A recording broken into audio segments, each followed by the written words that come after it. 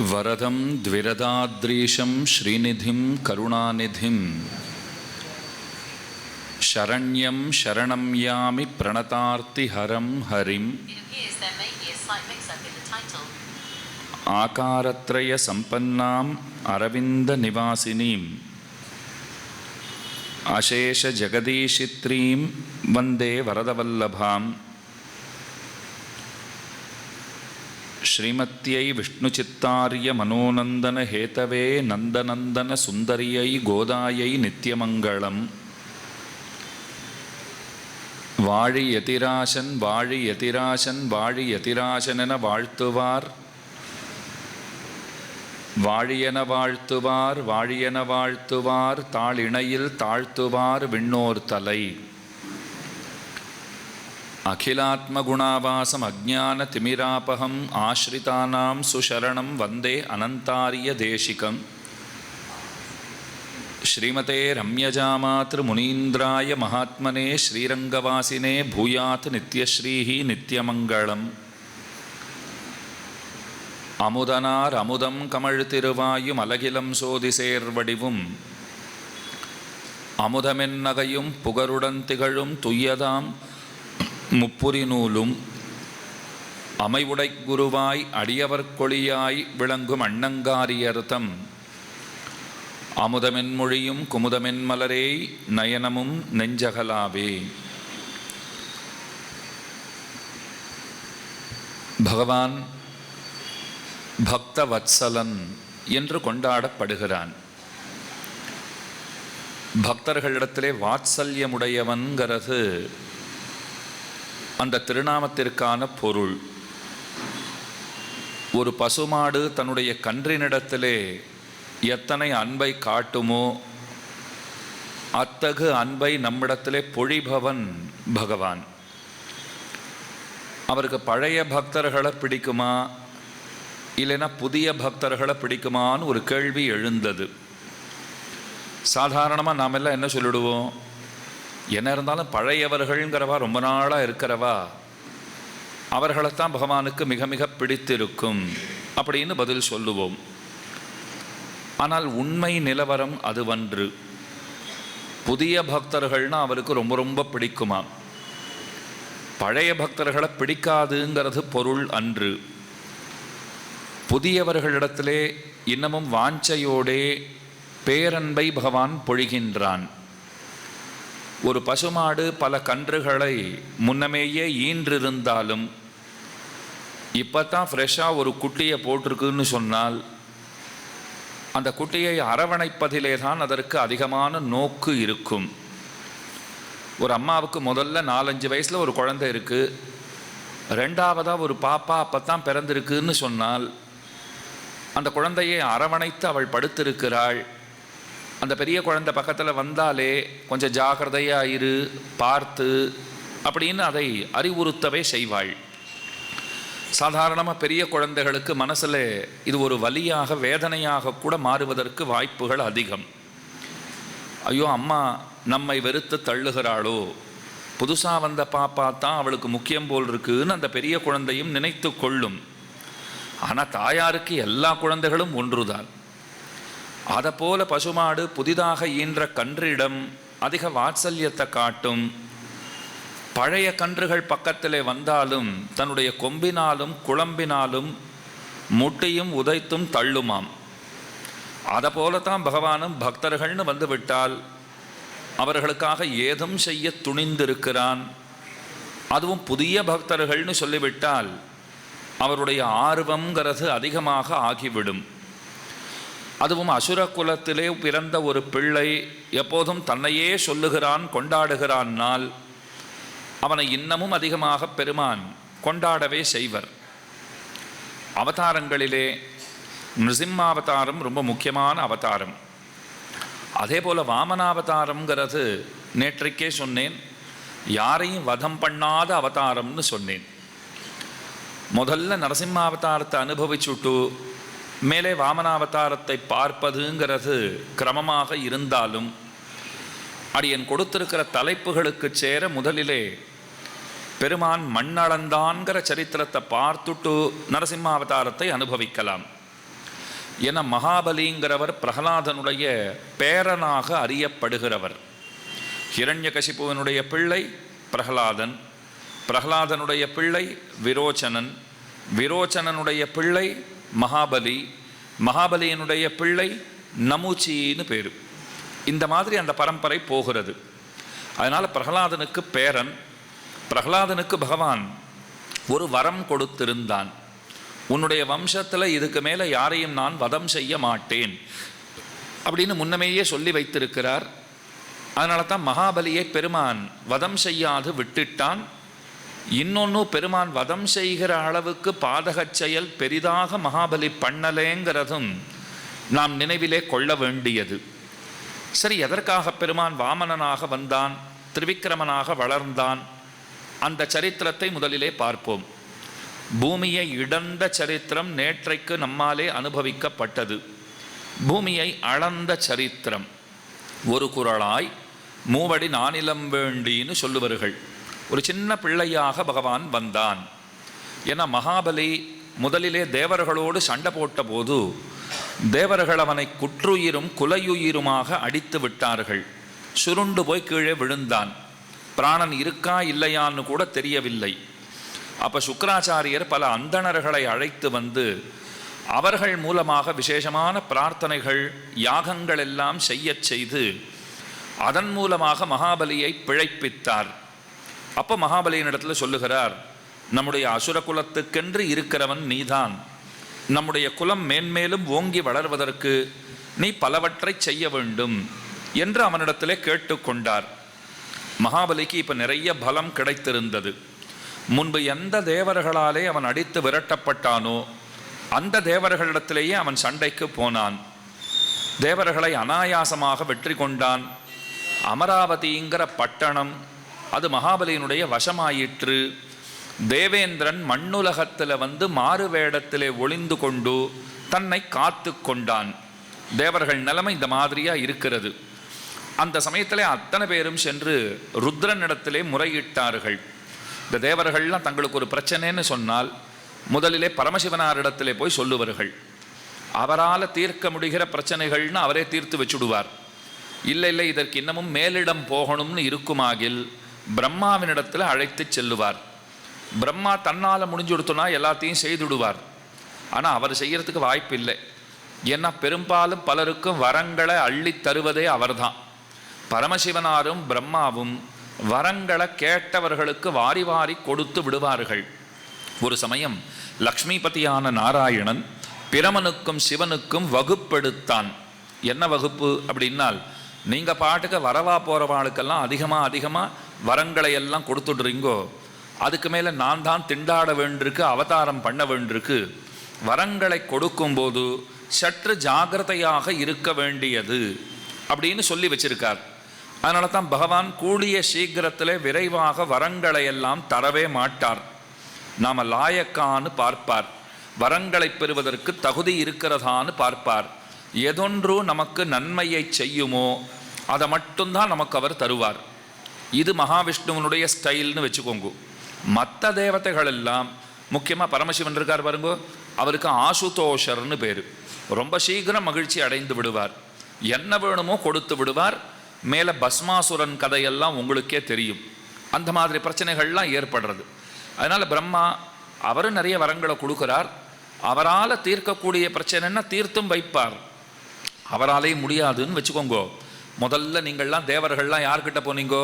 இதோ இவர்கிட்ட தான், சிவன்கிட்ட போனோம். அவர் என்ன சொன்னார்?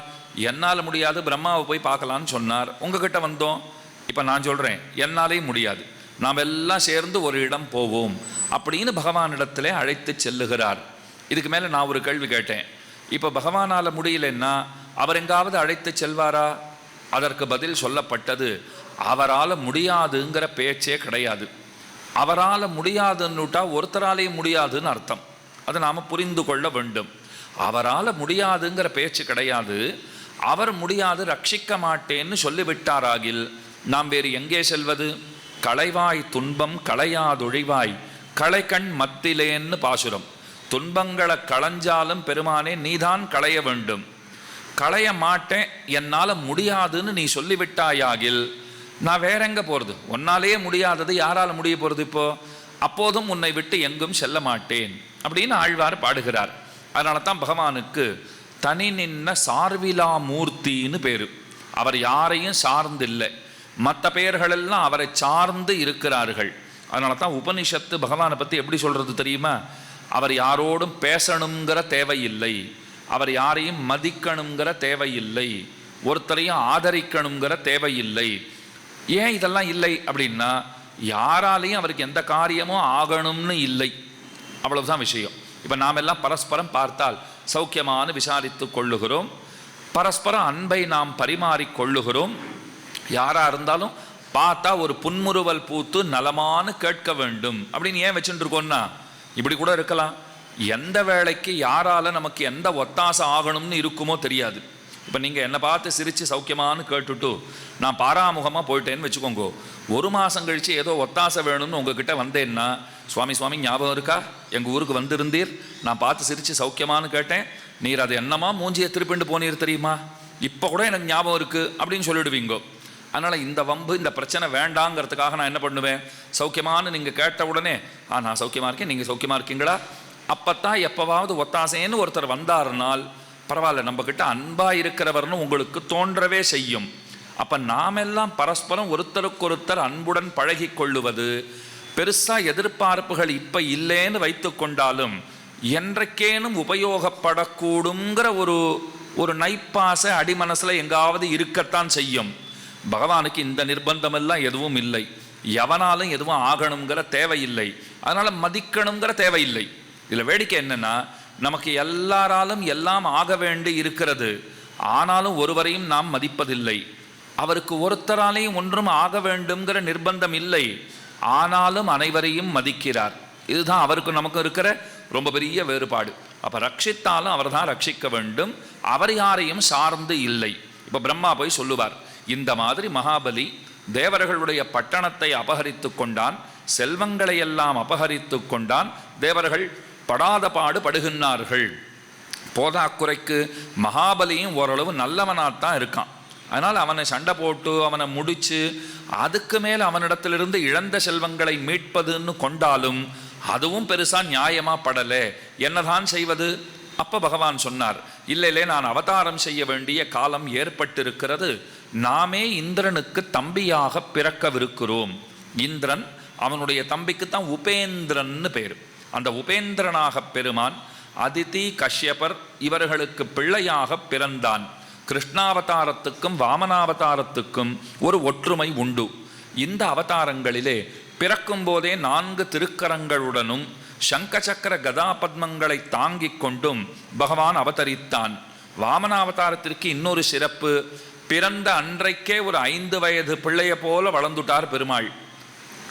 அப்போதே அவருக்கு உபநயனம், யக்ஞோபவீத சம்ஸ்காரம், அதுக்கு மேலே பிரம்மோபதேசமும் ஆகி கையில் ஒரு குடையை எடுத்துக்கொண்டு கமண்டலத்தை பிடித்து கொண்டு கிருஷ்ணாஜினம்ங்கிற மான் தோலினாலே தன்னுடைய உடலை மறைத்து கொண்டு பெருமான் புறப்பட்டான்.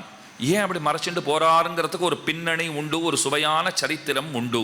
வைகுண்டத்திலிருந்து அவதாரத்தை செய்வதற்காக பகவான் புறப்படுகிறார். எப்பெல்லாம் பெருமான் அவதரிக்கிறாரோ அப்போதெல்லாம் பிராட்டியும் அவதரிப்பள், அவளும் கூடவே வருவள். அவன் ராமனாக வந்தால் அவள் சீதையாக வருகிறாள், அவன் கண்ணனாக வந்தால் தான் ருக்மிணியாக வருகிறாள். அதே போல வாமனாவதாரம் பண்றச்சேயும் தான் வரேன்னு கிளம்பிட்டா. இப்போ நேற்றுக்கு வராகாவதார சரித்திரம் பார்த்தோமா, பூமி பிராட்டியை இடந்தெடுப்பதற்காகத்தானே பெருமாள் வந்தார். அப்போதும் ஸ்ரீ மகாலட்சுமியை விட்டுட்டு அவர் வரலை. இதை நம்மாழ்வார் ரொம்ப அழகாக பாடுறார். பூமேய செம்மாதை நின் மார்பில் சேர்வித்து பாரிடந்த அம்மா அப்படிங்கிறார். பூமேய செம்மாது, தாயாருக்கே பத்மவாசினி அப்படின்னு திருநாமம் உண்டோ இல்லையோ, தாமரையாள்னு பேர் இருக்கு, தாமரையிலே இருக்கிறவள். அந்த பூமேய செம்மாதை நின் மார்பில் சேர்வித்து பாரிடந்த அம்மா, அகலகில்லேன் இறையுமென்னு அலர்மேல் மங்கை உரைமார்வா நிகரில் புகழாய் உலகம் உன்னுடையாய் என்னையாழ்வானே நிகரில் அமரர் முனிக்கணங்கள் விரும்பும் திருவேங்கடத்தானே புகழொன்னில்லாவடியேன் உன் அடிக்கீழ் அமர்ந்து புகுந்தேனேன்னு நம்மாழ்வாருடைய பாசுரம். தாயார் பெருமானை விட்டு பிரியாதவளாக இருக்கிறாள், எப்போதும் பெருமானோடே இருக்கிறாள். பெருமானுக்கு பிராட்டியை ரொம்ப ரொம்ப பிடிக்கும். பிராட்டிக்கு பெருமானை ரொம்ப ரொம்ப பிடிக்கும். அதற்கான காரணத்தை தெரிஞ்சுட்டுட்டோம்னால் அந்த ரெண்டு பேருடைய மகிமையை நாம் புரிஞ்சிக்கலாம். நான் போய் தாயார்கிட்ட கேட்டேன், உனக்கு பெருமாளை பிடிக்குமான்னு கேட்டேன். இது என்ன கேள்வி? எங்கள் ஆத்துக்காரரை எனக்கு ரொம்ப பிடிக்கும் அப்படின்னாள். எதுக்காக பிடிக்கும்னு கேட்டேன். அதுக்கு பதில் சொன்னால், நீங்கள்லாம் எத்தனை தப்பு பண்ணி இருந்தாலும் உங்களையெல்லாம் நான் அழைச்சிண்டு போய் அவரிடத்துல விட்டேன்னு சொன்னால் மறுக்காமல் மறைக்காமல் அவர் அனுகிரகம் பண்ணுகிறார், அதனால் அவரை பிடிக்கும்னுட்டா. என்ன அழகான காரணம் சொல்லியிருக்கா பாருங்க. நம்மளை இட்டுத்தான் பெருமானையே அவளுக்கு பிடிச்சிருக்கு.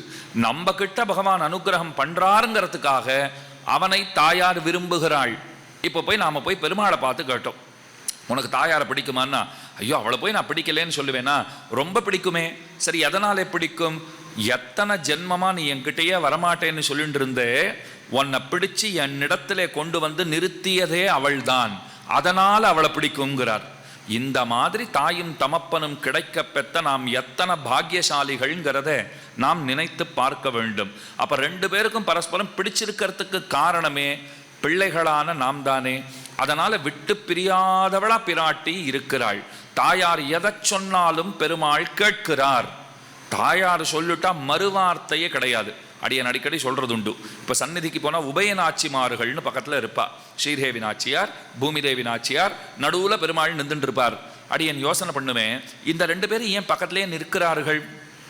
எனக்கு தெரிஞ்ச காரணத்தை, என்னுடைய மனத்திற்குள்ளே தோன்றிய காரணத்தை உங்களுக்கு சொல்றேன். இப்ப நமக்கு பிடிக்காதவா நம்ம எதிர வந்துட்டா நாம் என்ன பண்ணுவோம்? மூஞ்சியை திருப்பிக்கிறது தான் நம்மகிட்ட இருக்கிற வழி. அப்படியே பாராமுகமா இருந்துருவோம். அந்த பக்கம் இந்த பக்கம் எங்கேயோ பராக்கு பார்த்துண்டு அவரை பார்க்க வேண்டாம்னு தவிர்த்து விடுவோம். யாரை நமக்கு பிடிக்காதோ அவரை பார்க்க வேண்டாம்னு தவிர்த்து விடுவோம். இப்ப நாம பகவான் முன்னாடி போய் நின்றோம்னால் பகவானுக்கு பிடிக்குமா பிடிக்காதா? நான் யோசனை பண்ணி பார்த்தேன். பல சந்தர்ப்பங்கள்ல எனக்கே பிடிக்கல. அப்ப அவருக்கு பிடிச்சிருக்கும்னு நான் எப்படி சொல்றது? எத்தனையோ ஜென்மங்களா பல பாபங்களை செய்து வைத்திருக்கிறேன். ஒருவேளை அவருக்கு பிடிக்காத இருக்கலாம். பிடிக்கலைன்னா என்ன பண்ணுவார்? மூஞ்சியை திருப்பிப்பார். அதை தானே செய்ய முடியும். திருமுக மண்டலத்தை திருப்பிப்பார். அதுக்குத்தான் பக்கத்துல ரெண்டு பக்கமும் ஸ்ரீதேவி நாச்சியாரும் பூமிதேவி நாச்சியாரும் நிற்கிறார்கள். அவர் அந்த பக்கம் திருப்பிண்டார்னா பெருமானுடைய கன்னத்திலே கை வைத்து, ஸ்ரீதேவி நாச்சியார் என்னை இப்பெல்லாம் பார்க்காதே, எத்தனையோ ஜென்மங்களா வராத குழந்தை இன்னைக்கு வந்திருக்கான், அவனை பாரு அப்படின்னு அப்படி திருப்புவலாம். உடனே நம்மளை பார்ப்பார். சரி, இந்த பக்கம் திரும்பினாத்தான் ஆபத்து, அந்த பக்கம் திரும்புவோன்னு முகத்தை அந்த பக்கம் திருப்பி கொள்வாராகில் அங்க இருக்கிற பூமி பிராட்டியார் அந்த பக்கத்து கன்னத்துல கையை வச்சு திருப்பிடுவா. என்ன ஒண்ணு இப்ப பார்க்க வேண்டாம், அந்த குழந்தையை பார். இப்படி ரெண்டு பக்கம் இருந்து கொண்டு பெருமானை சூழ்ந்திருந்து அவன் நம்மை அனுகிரகிப்பதற்கு உதவுவதற்காகவே ரெண்டு மருங்கிலும் பிராட்டிமார்கள் இருக்கிறார்கள். இதை நீங்கள் அவசியமாக உபயநாச்சிமாரோடு கூட பெருமானை தரிசிக்கும் போது நினைத்து கொள்ள வேண்டும். அதனால பெருமாள் தாயார் எதை சொன்னாலும் கேட்கிறார். அவர் பிறக்கிற போதெல்லாம் தாயாரும் பிறக்கிறாள். அதுதான் உண்மை. தாயாருக்கு ஏத்தம் அதிகமா பெருமாளுக்கு ஏத்தம் அதிகமானா? தாயாருக்கு இருக்கிற ஏத்தம் பெருமாளுக்கே கிடையாது. அதுதான் உண்மை. அத்தனை ஏத்தம் தாயாருக்கு இருக்கிறது. பெருமாள் எப்போது பெருமாளாகிறார்? எவளுக்கு பக்கத்திலே இவர் நிற்கிறாரோ அதை கொண்டுதான் இவர் பெருமானே ஆகிறார். புரியுறா போல சொல்றேன். யார் பரமாத்மான்னு கேள்வி வந்தது. அதுக்கு ரெண்டு பதில் சொன்னா. தாயாரை பார்த்துக்கோ, தாயார் பக்கத்திலே எவன் நிற்கிறானோ அவனே பரமாத்மா. இது ஒரு பதில். ரெண்டாவது பதில் இன்னும் ஆச்சரியமா சொன்னா, தாயாருடைய பார்வை அடிக்கடி எந்த பொருளின் மீது விழுகிறதோ அந்த பொருள் தான் பரமாத்மான்னா. இப்போ கல்யாணத்துக்கு தம்பதியாக போயிருக்கான்னு வச்சுக்கோங்க. உள்ள நுழைஞ்ச உடனே அந்தம்மா ஒரு பக்கம், பெண்மணிகள்லாம் இருக்கிற பக்கமாக போயிட்டா, இவர் புருஷர்கள்லாம் இருக்கிற பக்கமாக போயிட்டா, ரெண்டு பேரும் சேர்ந்து 10 நிமிஷத்தில் இன்னொரு கல்யாணத்துக்கு கிளம்பி போகணும்னு இருக்கும் இல்லையோ? இப்போ சொல்கிறதுக்கு உரிமை இருக்கோ இல்லையோ, நினச்சிக்கிறதுக்கு உரிமை இருக்கோ இல்லையோ? அவர் நினச்சிப்பார். அப்போ எட்டு இந்த அம்மா பார்த்துட்டே இருப்பா. அதை போல தாயாருடைய பார்வை தொடர்ச்சியாக எந்த பொருளின் மீது விழுகிறதோன்னா, யார் மீது விழுகிறதோன்னு கூட சொல்லலை, எந்த வஸ்து மீது விழுகிறதுன்னு பார்த்துட்டே இரு, அந்த வஸ்து தான் பரமாத்மா. அப்போ ஒருத்தர் தாயாரை பார்த்துட்டே இருந்தார், தாயார் பெருமாளையே பார்த்துட்டு இருக்கா. இப்போ கண்டுபிடிச்சிட்டேன் யார் பரமாத்மான்னுட்டு. ஏன்னா அவள் எவனையே பார்த்து கொண்டிருக்கிறாளோ அவன்தான் பரமாத்மா. அப்போ தாயாரால்தான் பெருமாளுக்கே பெருமை. இப்போ பெருமாள் வாமனாவதாரம் பண்ணுறதுன்னு புறப்பட்டுட்டார். தாயார் நானும் வரேன்னா பெருமாள் சொன்னார், இல்லை எப்பவும் உன்னை அழைச்சிட்டு போகிறது வழக்கம்தான், நான் இல்லைன்னு சொல்லலை. நான் பிறக்கும் போதெல்லாம் நீயும் பிறக்கிறாய், நான் ஒப்புக்கொள்ளுகிறேன். பகவான் அவதரிக்கும் போதெல்லாம் பகவதியும் அவதரிக்கிறாள், நியாயம்தான். ஆனால் இப்போ நான் பிரம்மச்சாரி வேஷத்தில் போயிட்டு இருக்கேன். இப்போ நீ வந்தாயாகில் சரிப்பட்டு வராது, அதனால நீ வாராதே அப்படின்னு விட்டார். தாயார் சொன்னா, நான் கேட்குறேன் தப்பா நினச்சிக்காதே, நீ எதுக்காக போயின்னு இருக்க? இது என்ன கேள்வி? எல்லாரையும் ரட்சிப்பதற்காகத்தான் போகிறேன். உடனே கொல்லென சிரித்தாள் பிராட்டி. அவளுக்கு சிரிப்பு வந்துடுத்தோ, அடக்கவே முடியல. ஏன் சிரிக்கிறேன்னு கேட்டார். நான் கூட வரலைன்னா உனக்கு ரட்சிக்கவே தெரியாது, நான் கூட வந்தாத்தான் உனக்கு ரட்சிக்கவே தெரியும். நான் இல்லைன்னா நீ சிக்ஷணம்தான் பண்ணுவியே தவிர ரக்ஷணம் செய்ய மாட்டாய், நீ எல்லாரையும் தண்டிப்பாய். அதனால தான் வேதாந்த தேசிகன் தாயாரை பார்த்து ரொம்ப அழகாக ஒரு வார்த்தை சொன்னார். தாயே, உனக்கு எல்லாம் தெரியும், ஒப்புக்கொள்கிறேன், ஆனால் உனக்கு தெரியாதது ஒன்று உண்டுன்னார். என்ன தெரியாது? உனக்கு யாரையும் பிடிச்சு தள்ள தெரியாதுன்னார். அவர் அதோடு நின்றுட்டு இருந்தா பரவாயில்ல. அடுத்த வார்த்தை என்ன சொல்லிட்டார்? ஆனால் அவன் பக்கத்தில் நிற்கிறான் பாரு, அவனுக்கு பிடிச்சு தள்ளவும் தெரியும்னார். பெருமாளுக்கு தூக்கி வாரி போட்டது. ஏன் என்னையே இழுக்கிறீர்? இப்போ நீர் தாயாரை கொண்டாடுறதுன்னா எத்தனை வேணும்னா கொண்டாடும், எனக்கு பிடிச்சி தள்ள தெரியும்னு சொல்றீரே, நான் எப்படியாவது அப்போ பண்ணியிருக்கேனா? நான் அப்படி சொன்னேனா அப்படின்னு கேட்டார். தேசிகன் சொன்னார், நீ தான் சொல்லியிருக்கேன், நாங்கள் சொல்லலை. நான் எங்கே சொன்னேன்? நீ தான் கீதையில் சொல்லியிருக்கேன்.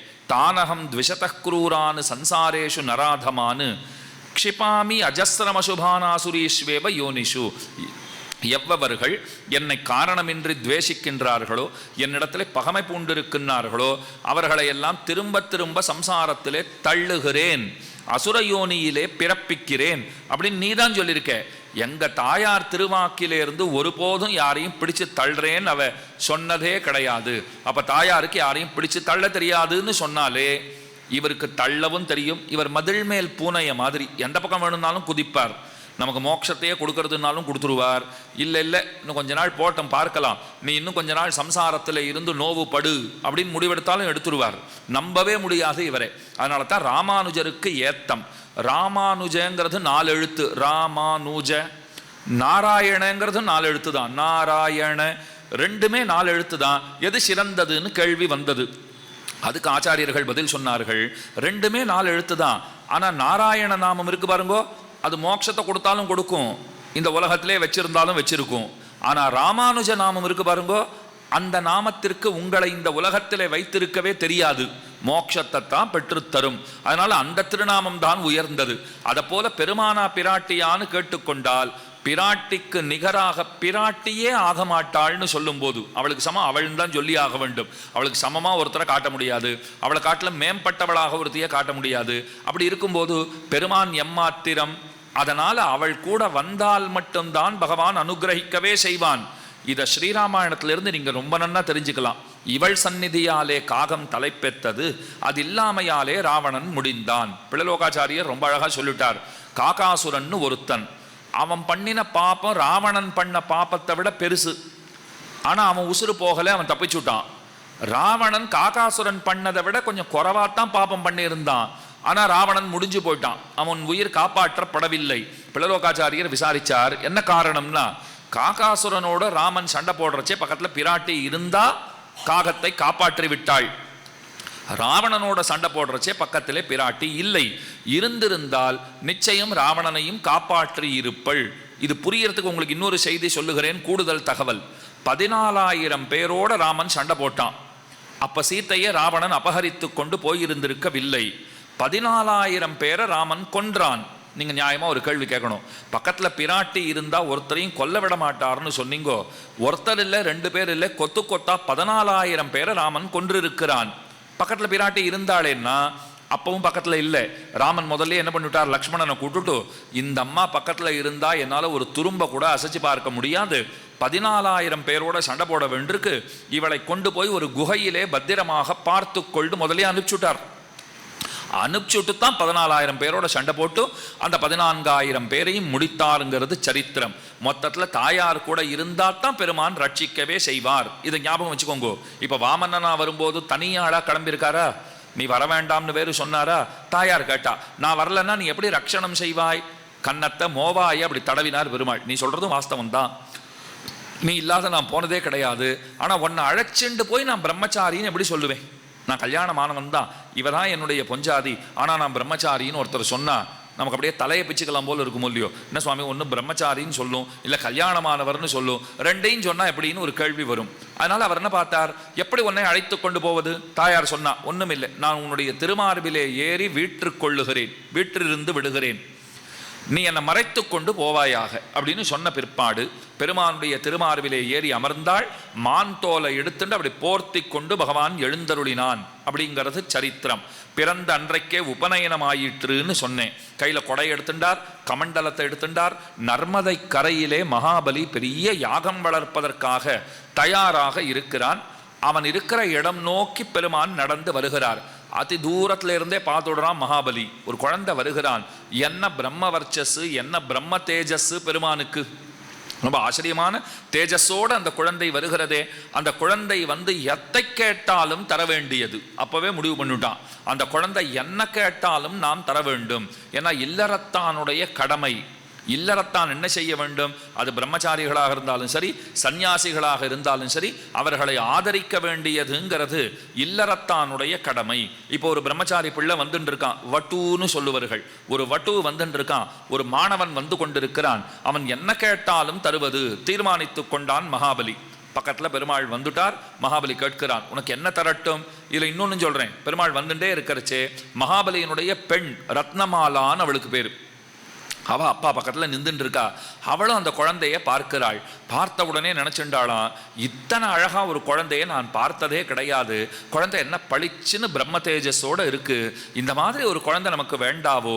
இந்த மாதிரி ஒரு குழந்தை இருந்ததென்னால் அந்த குழந்தையை மடியிலே கிடாத்தி நன்னா தாளாட்டி சீராட்டி தோளில் அணைத்து கொண்டு அந்த குழந்தைக்கு பால் கொடுத்து நான் அந்த குழந்தையை நன்கு போஷித்து வளர்ப்பேன் அப்படின்னு நினச்சிண்டா. இந்த குழந்தைக்கு பார்த்தாலே அள்ளி எடுத்து பால் கொடுக்கலாம் போல் இருக்கேன்னுட்டு அவளுடைய தாய்மை பூரித்தது. அந்த பிள்ளைய பார்த்துட்டு அத்தனை ஆனந்தப்பட்டா. பகவான் அதையும் நோட் பண்ணிட்டார். சரி, நீ இப்படி நினைக்கிறியா, நல்லதுன்னு நினைச்சிண்டார். பக்கத்தில் வந்தார். மகாபலி கேட்கிறான், உனக்கு என்ன வேண்டும்? கல்யாணத்துக்கு பெண்ணு வேணுமான்னு முதல்ல கேட்குறான். அந்த நாளில் சீக்கிரம் கல்யாணம் ஆடும் இல்லையோ? சீக்கிரம் கல்யாணம் ஆடுங்கிறதுனாலே கல்யாணத்துக்கு பெண்ணு வேண்டுமா? நிறைய கிராமங்கள்லாம் உனக்கு தேவையா இருக்கா? பசுமாடுகள்லாம் தேவையா இருக்கா? நகரத்தை எழுதி வைக்கட்டுமா? எல்லாம் கேட்ட உடனே பகவான் என்ன சொல்லிட்டார்? அதெல்லாம் ஒன்றும் வேண்டாம், யானளப்ப மூவடி மண் தான்னு கேட்டார். என் காலால் நான் அளந்து கொள்கிறேன், நீ அளந்து தருவதுங்கிறது எனக்கு வேண்டியதில்லை, நாமே அளந்து கொள்ளுகிறோம். யானளப்ப மூவடி மண் அதுதான் நமக்கு வேண்டியது அப்படின்னு சொல்லிட்டார். உடனே அவ்வளவுதானா, அது எங்கனம் போதும் அப்படின்னு அவன் கேள்வி கேட்டான். அது போதாததாக இருக்கும் என்ன பெருமாள் நினைச்சுட்டார். முதல்ல அதை கொடுத்து பாருன்னார். நீ முதலிலே அதை கொடுத்துப்பார், பிற்பாடு பேசலாம் அப்படின்னு நினைச்சுட்டார். உடனே அவனும் என்ன செய்தான்? கமண்டலத்திலிருந்து நீரை ஊற்றி பெருமானுக்கு உதகதாரா பூர்வகமாக, உதக தாரா பூர்வகம்னு சொல்லுவார்கள், அந்த கமண்டல நீரை இறைத்து அதன் மூலமாக தானமாக கொடுக்கிறான். உடனே பகவான் ஓங்கி உலகளந்த உத்தமனாக ஆனான். ரொம்ப பெரிய உருவத்தை திருவிக்கிரமனாக எடுத்துக்கொண்டான். வளர வளர அப்பத்தான் கமண்டலத்திலிருந்து ஜலம் வரமாட்டேன் என்கிறது. பெருமாள் சொன்னார், நித்தியபடி புளி உப்பெல்லாம் போட்டு தேய்ச்சின்னு இருப்பேன்னு நினைக்கிறேன் பாத்திரத்தை. அது ஏதோ ஒரு துவாரத்தை புளி அடைச்சுன்னு கொடுத்து போல் இருக்கு. அதை சரியா நீ தூய்மைப்படுத்தவில்லை, சுத்தப்படுத்தவில்லை. கையில பவித்திரம் போட்டுருக்கார் பெருமாள். அந்த பவித்திரத்தாலே, தர்ப புல் இருக்கு பாருங்க, அதால பவித்திரம் போட்டுருக்கார். அதால் அந்த துவாரத்தில் பெருமான் குத்தச் செய்தான். உள்ளுக்குள்ள சுக்கராச்சாரியர் ஒரு வண்டாயிருந்து அடைத்து கொண்டிருக்கிறார். ஏன்னா அவர் வரச்சவே சொல்லிட்டார், இந்த ஒரு பிள்ளை வரான்னுட்டு நீ ஏதோ கேட்டதெல்லாம் கொடுத்துடாதே, அவன் மாயாவி மகாவிஷ்ணு தான் வந்திருக்கிறான். உன்னை வஞ்சித்து எல்லாவற்றையும் உன்னிடமிருந்து பெறுவதற்காகத்தான் அவன் வந்து சேர்ந்திருக்கிறான். அதனாலே அவனிடத்திலே நீ ஏமாந்து விடாதேன்னு முதல்லையே குரு சுக்கராச்சாரியர் உபதேசம் பண்ணுகிறார். ஆனால் மகாபலி என்ன தெரியுமா சொல்லிட்டான்? சுவாமி, எப்போதும் உம்முடைய வார்த்தைகளை நான் தட்டியதே கிடையாது. ஆனால் இந்த முறை அந்த குழந்தைக்கு நான் ஏதேனும் கொடுக்கத்தான் செய்வேன். அந்த குழந்தை எதை கேட்டாலும் தருவதாக உத்தேசித்திருக்கிறேன், என்னை மன்னிக்க வேண்டும்னு முதலையே சொல்லிட்டான்.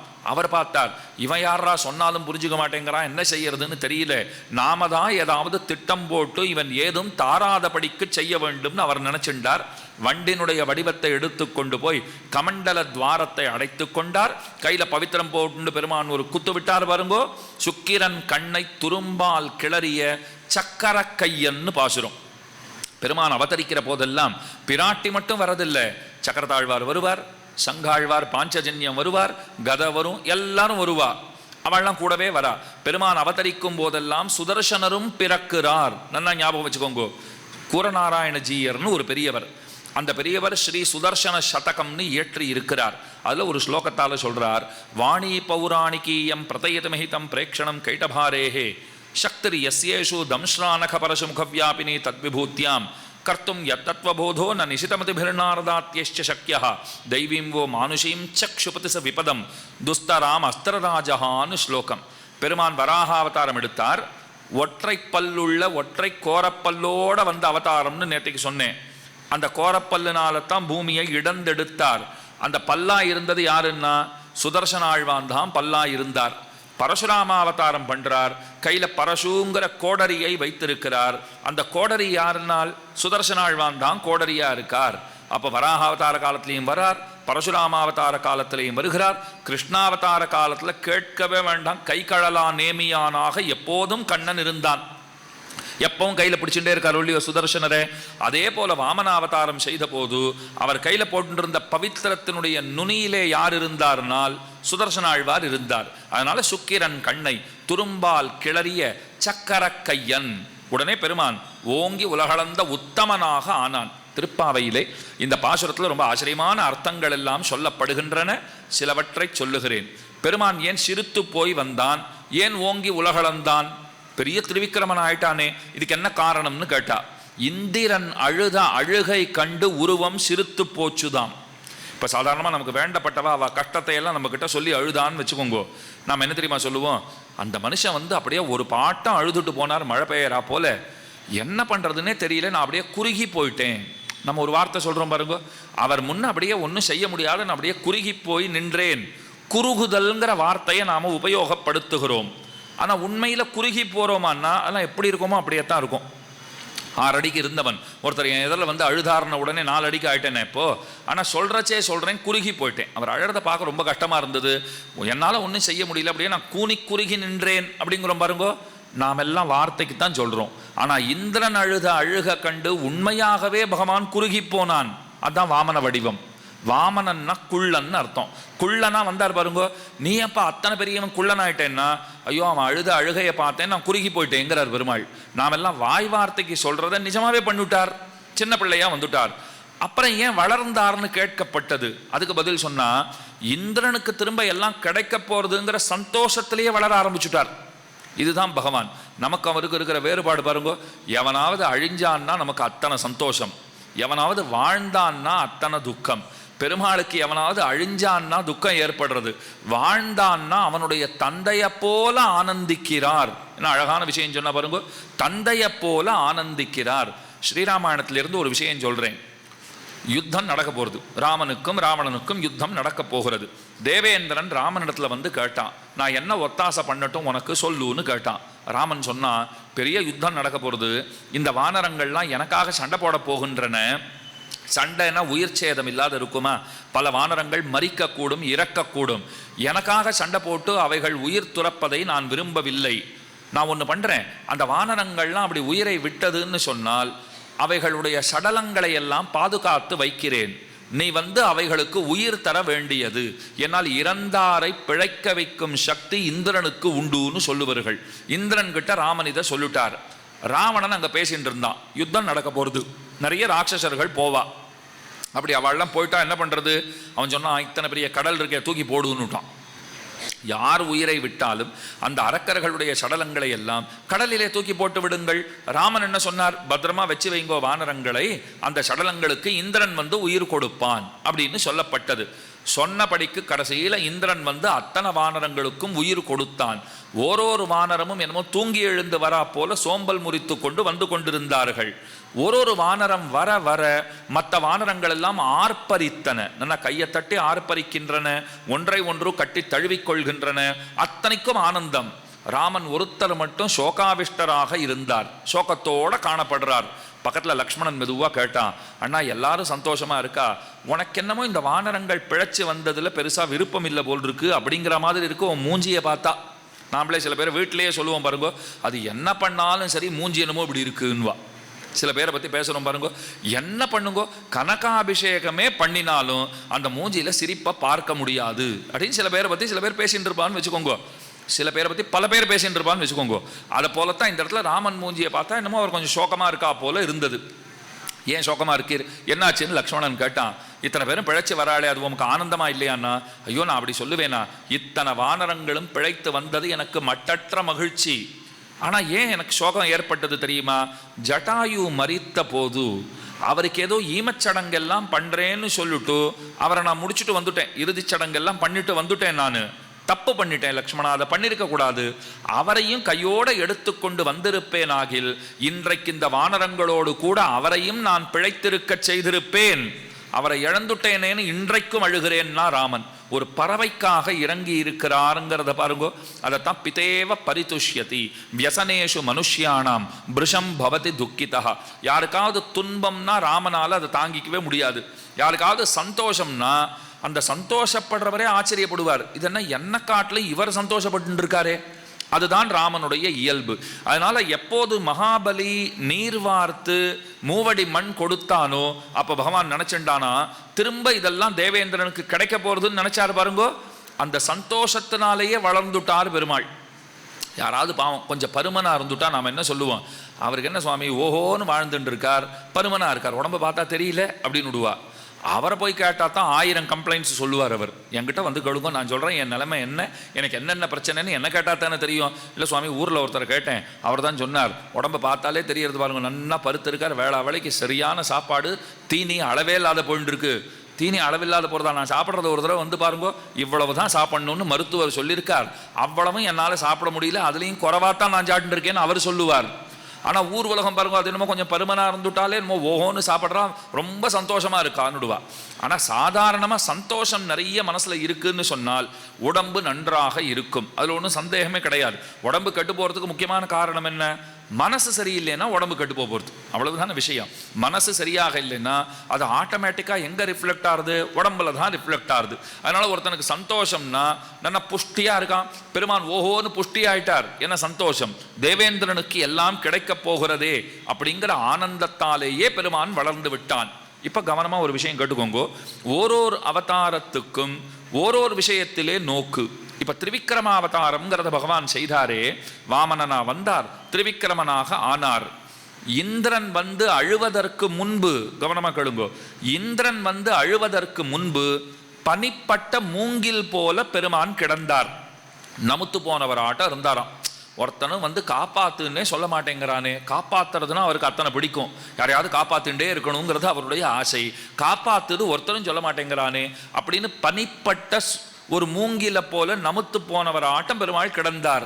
தேவேந்திரன் வந்து ஒரு பாட்டம் அழுதாம் பாருங்கோ, சூரிய கிரணம் பட்ட மூங்கில் போல ஆயிட்டார்னா, அப்படியே சூரிய கிரணம் பட்டா போலே. அப்ப நன்னா பெருமாள் ஜம்முன்னு புறப்பட்டுட்டார், நான் போய் பார்த்து கொள்ளுகிறேன் அப்படின்னு கிளம்பி வந்திருக்கார். இப்போ மூவடி மண் பெற்றாயிற்று, ஓரடியாலே பெருமான் ஆகாய பரப்பு முழுவதையும் அளந்து விட்டான், மத்தோரடியாலே பூமி மொத்தத்தையும் அளந்துட்டார். பெரியாழ்வார் ரொம்ப அழகா பாடினார், சிறுவனின் இளம் சிங்கத்தை இகழையல் கண்டாயினார். யாராவது கண்ணனை பார்த்துட்டோ இந்த கண்ணன் ரொம்ப பெரியவனா, சின்ன பிள்ளை தானே அப்படின்னா பெரியாழ்வாருக்கு கோபம் வந்துடுறது. என் குழந்தை அந்த மாதிரி சின்ன பிள்ளைன்னுலாம் சொல்லாதீங்கோ. ஏன் சுவாமி சின்ன பிள்ளைய சின்ன பிள்ளைன்னு தானே சொல்லணும், அது நீங்க அன்போட சொன்னா பரவாயில்ல, கொஞ்சம் எகத்தாளமா ஏளனமா சொன்னா நான் பொறுத்துக்க மாட்டேன்னார். என் பிள்ளைய சின்ன பிள்ளைன்னு சொல்லாதீங்கோ. ஏன் சொல்லக்கூடாது, சின்ன பிள்ளையா, சிறுவனின் இளம் சிங்கத்தை இகழையல் கண்டாய், சிறுமையின் வார்த்தையை மாவலியிடை சென்று கேள்னார். நீங்க மகாபலி கிட்ட போய் கேளுங்க, சின்னவன்னா என்னங்கிறத அவன் கிட்ட போய் கேளுங்கோ, அவன் சொல்லுவான், ஆமாப்பா வரச்சே சின்ன பயலாத்தான் வந்தான், ஒரு மூவடி மண் தான்னு கேட்டான், நான் கமண்டல நீர் வார்த்து கொடுத்தேன், ஓஹோன்னு வளர்ந்தவன் தான், எத்தனை பார்த்தாலும் என் கண்ணிலேயே படவில்லை, எத்தனை பார்த்தாலும் என்னுடைய கண்ணிலேயே அவன் படவில்லை, பொறுகோட்டோரேனமாய் புக்கிடந்தாய்க்கு அன்னுன் ஒரு கோட்டின் மேல் கிடந்ததன்னே, விரிதோட்ட சேவடியை நீட்டி திசை நடுங்க விண் துளங்க மாவடிவில் நீ அளந்த மண். ரொம்ப அழகான பாட்டு. பெரியாழ்வார் ஒரு கேள்வி கேட்கிறார், நீதான் வராக அவதாரம் பண்ண, வராக அவதாரம் பண்றச்சே நீதான் கோரப்பல்லுல அந்த பூமியை தாங்கினாய். நான் நேற்றுக்கே என்ன சொன்னேன், ஒரு கீரை சாட்டுட்டா பல்லு எடுக்கலை, எங்கோ அது எட்டி பார்க்கிறா போல பெருமானுடைய அந்த கோரப்பல்லுல ரொம்ப சிறியதாக அந்த பூமி இருந்தது. ஆனா இவர் எடுத்துட்ட வடிவம் அது ரொம்ப ரொம்ப பெருசு. இப்ப திரிவிக்ரம அவதாரத்துக்கு வாங்கோ, அதான் நேற்று வர அவதாரம் முடிஞ்சு போச்சே. திரிவிக்ரம அவதாரத்துல பாருங்கோ, இந்த பூமியை அளப்பதற்கு பெருமான் கொண்டதே பெரிய வடிவம். எந்த பூமியை அளப்பதற்கு பெரிய வடிவத்தை பெருமான் கொண்டானோ அந்த பூமி இத்தினூண்டா தெரியறது வராக அவதாரத்துல பெருமானுடைய பல்லிலே. அப்ப வராக அவதாரம் இன்னும் எத்தனை பெருசுன்னு நமக்கு விளங்குகிறதோ இல்லையோ. இப்ப அடுத்தது இன்னொரு ஆச்சரியம் சொல்றேன், அந்த பூமி என்ன, இந்த பிரம்மாண்டம் என்ன, சமஸ்த லோகங்களையும் உண்ட ஒரு அவதாரம் இருக்கிறது. அந்த அவதாரத்தில் பெருமாள் எத்தனை பெரியவராக இருக்கணும் நியாயமா? திரும்பவும் முதலேருந்து வாங்கோ. பெருமாள் திரிவிக்ரமாவதாரம் பண்ணினார், பூமியை அளந்தார், அதுக்கு பெரிய உருவத்தை எடுத்துட்டார். அந்த பூமியை தம்மா தூண்டு 6 அளவுக்கு இத்தினூண்டு சைஸ்ல இருந்ததுன்னா வராக அவதாரம் இன்னும் பெருசுன்னு நமக்கு புரிஞ்சு போச்சு. அந்த பூமியை விழுங்கி பிரம்மாண்டத்தை விழுங்கி சமஸ்த லோகங்களையும் விழுங்கி அவதாரம் ஒன்று பண்ணியிருக்காருன்னா அப்போ வராக அவதாரத்தை விட பெருசா தானே இருக்கணும். அந்த அவதாரம் அப்படி இல்லை. ஆலமா மரத்தின் இலைமேல் ஒரு பாலகனாய் ஞாலமேழும் உண்டான் அரங்க தரவினடையான் கராரவிந்தேன பதாரவிந்தம் முகாரவிந்தே வினிவேஷயந்தம் வட்டஸ்ய பத்ரஸ்ய புட்டேஷயானம் பாலம் முகுந்தம் மனசாஸ்மராமி. ஒரு ஆலந்தளிரிலே படுத்துக்கிற அளவுக்குத்தான் உருவத்தை எடுத்துட்டார். அதுவே சின்ன இலை. அந்த சின்ன இலையில பகவான் படுத்துட்டு இருக்கார். சமஸ்த லோகங்களையும் உண்டு விட்டார் பெருமான். ஆலமாமரத்தின் நிலைமையில் ஒரு பாலகனாய் ஞாலமேழும் உண்டான், எல்லாவற்றையும் பெருமான் உண்டு விட்டான். இது என்ன சுவாமி ஆச்சரியமா இருக்கு, இது எப்படி சாத்தியம்னால் எதெல்லாம் நம்மாலே சாத்தியமில்லை என்று நாம் கருதி இருக்கிறோமோ அவற்றையெல்லாம் அனாயாசமாக செய்து முடிக்கும் திறல் பகவானுக்கு உண்டு. அதைத்தான் அகடித கடனா சாமர்த்தியம்னு சொல்லுவார்கள். மற்றவர்களாலே செய்ய முடியாத காரியங்களை சுலபமாக செய்து முடிக்கும் திறல் அது அவனிடத்திலே இருக்கிறது. அதனால சின்ன பிள்ளையா இருந்து சமஸ்த லோகங்களையும் தன்னுடைய வயிற்றினுள்ளே வைத்து பெருமான் காத்தான்கிறது சரித்திரம். அப்போ ஓஹோன்னு பெருமாள் வளர்ந்துன்னு இருக்கார். ஆகாய பரப்பை அளந்தாச்சு, பூமியை அளந்தாச்சு. அப்பதான் மகாபலியினுடைய பிள்ளை நமுச்சின்னு பேரு. அவன் பறந்து போனான். பெருமாள் இடத்துல போய் கேட்கறான், நீ பண்ணது தப்பு, எங்க அப்பாவை ஏமாற்றி விட்டாய். கொண்டது ஒரு உருவம், வந்தது ஒரு உருவம், பின்பு கொண்டது ஒரு உருவம். நீ 3 அடி மண் வேணும்னு கேட்டாய் பாரு, அந்த வடிவத்தோடு தானே நீ அளந்திருக்க வேண்டும், இது தப்பு அப்படின்னு சொன்ன உடனே பெருமாள் சொல்லிட்டார், எல்லா நியாயங்களும் அநியாயங்களும் நமக்கு உன்னை விட நன்றாக தெரியும். எதையும் உன்னிடத்திலே கற்றுக்கொள்ளும் இடத்திலே நான் இல்லை. மண்ணு நமுச்சியை வானில் சுழத்தினான் பெருமான். தூக்கி அடிச்சுட்டார் அவனையும் ஒண்ணும் பண்ணல. ஏன்னா பிரகலாதனுக்கு கொடுத்த வரம், அதை ஞாபகம் வச்சுக்கோங்க. அதனால நமுச்சியையும் பெருமான் ஏதும் செய்து விடவில்லை. மகாபலி அப்படியே வாயப்படந்துன்னு பார்த்துட்டு இருக்கான். பெருமான் சொன்னார், 1 அடியினால நான் ஆகாய பரப்பு முழுவதையும் அளந்து விட்டேன், மத்தொன்னால பூமியையும் அளந்து விட்டேன். 3வது அடி வைப்பை நான் எங்கே வைக்கட்டும், எதை அளக்கட்டும்? கேட்ட உடனே மகாபலி பார்த்தான், என்கிட்ட இருக்கிறது என் தலை ஒன்றுதான் அப்படின்னு தலையை காண்பிச்சுட்டான். இன்னைக்கும் காஞ்சிபுரத்தில் உலகளந்த பெருமாள் சந்நிதிக்கு வந்தீர்களாகில் அங்கே உலகளந்த பெருமாள் ஆச்சரியமா சேவை சாதிக்கிறார். 3 திருத்தலங்களில் உலகளந்த பெருமாளை நாம சேவித்துக் கொள்ளலாம். ஒன்று காஞ்சிபுரம், 2வது காழிச்சீராம விண்ணகரம்ங்கிற சீர்காழி, 3வது திருக்கோவலூருங்கிற திவ்ய தேசம். அங்கும் திருவிக்கிரம சுவாமி சேவை சாதிக்கிறார். காஞ்சிபுரத்தில் மகாபலியை திருவடி கீழே பார்த்து கொள்ளலாம். இருக்கிறதுலேயே பெரிய உருவம்னா காஞ்சிபுரம் உலகளந்த பெருமாள் தான். ரொம்ப ஆச்சரியமான திருமேனி. கீழே மகாபலியினுடைய தலை மட்டும் தெரியும். அவனை பாதாள லோகத்துக்கு அனுப்பினார். அவனை பார்த்துட்டு சொல்றார், நீ பாதாள லோகத்தை அரசாண்டு கொண்டு சௌக்கியமாக இரு. அவன் சொன்னா, முன்ன பின்ன நான் பார்த்திராத இடம், நான் எப்படி போறது, நானே வழிகாட்டுறதுக்கு வரேன்னார். அவன் அடுத்த கேள்வி கேட்டான், நீ இங்க வந்து எங்கிட்டேந்து இதெல்லாம் பறிச்சுண்டா போல, அங்க வந்து எவனாவது பறிச்சுண்டுட்டா என்ன பண்றது? நானே காவல்காரனா வரேன்னுட்டார். வழிகாட்டுறதுக்கும் போனார், காவல்காரனாகவும் போனார். வழிகாட்டுறதுக்கு ஆதிசேஷ வடிவத்தை எடுத்துக்கொண்டு போனார். அதனால தான் இன்னைக்கும் உலகளந்த பெருமாள் சன்னதிக்கு வந்தீர்களானால் பக்கத்தில் ஊரகத்தான்கிற திருநாமத்தோட 5 தலை நாகமாக அதே பெருமாள் சேவை சாதிக்கிறார். அந்த க்ஷேத்திரத்துக்கு ஒரு ஏத்தம் உண்டு. நீங்க உள்ளுக்குள்ள போய் சுத்திட்டு வந்தா 4 திவ்ய தேசத்தை சேவிச்சதா டிக் பண்ணிக்கலாம். உங்க புஸ்தகத்துல 108 திருப்பதிகள் அப்படின்னு ஒரு புஸ்தகம் வச்சிருப்பீங்களோ இல்லையோ, அதை எடுத்துன்னு போங்க. உலகளந்த பெருமாள் சன்னதிக்குள்ள போயிட்டோம்னா நீரகத்து பெருமாள், கார்வான பெருமாள், காரகத்து பெருமாள், ஊரகத்து பெருமாள் அப்படின்னு 4 பெருமாளை ஒரே கோயிலுக்குள்ள சேவிச்சுக்கலாம். 4 திவ்ய தேசம் முடிந்து விடும். ஒரு சிறிய கோயிலுக்குள்ள 4 திவ்ய தேசங்கள். இதே நீங்க வடமதுரைக்கு போனீங்கன்னு வச்சுக்கோங்க, வடமதுரை, பிருந்தாவனம், கோகுலம், கோவர்தனம் 4 தனித்தனி ஊரு. அந்த 4ஐயும் சேவிச்சுட்டு வந்தா தான் ஒன்று சேவிச்சதா கணக்கே எழுதுவா. எவ்வளோ வேடிக்கையா இருக்கு பாருங்க. 4 ஊர் சுற்றி வந்தா ஒரு ஊர்னு கணக்கு போடுறா. அங்கே ஒரே ஊருக்குள்ள ஒரு கோயிலுக்குள்ள 4 சின்ன சின்ன சந்நிதிகளை சேவிச்சுட்டு வந்தா 4 திவ்யதேசம்னு கணக்கு போட்டு வச்சிருக்கா. அப்படியெல்லாம் கணக்கு போட்டு தான் 108 திருப்பதிகள்னு ஒரு கணக்கு நாம வச்சிருக்கோம்னு வச்சுக்கோங்க. அப்போ அந்த உள்ளுக்குள்ள போனோம்னா ஊரகத்து பெருமாள்னு ஒருத்தர், அந்த ஊரகத்து பெருமாளும் திரிவிக்கிரம பெருமாளும் சேர்த்து ஒரு திவ்ய தேசம். இது தனி அது தனின்னு கணக்கு பண்ண மாட்டா.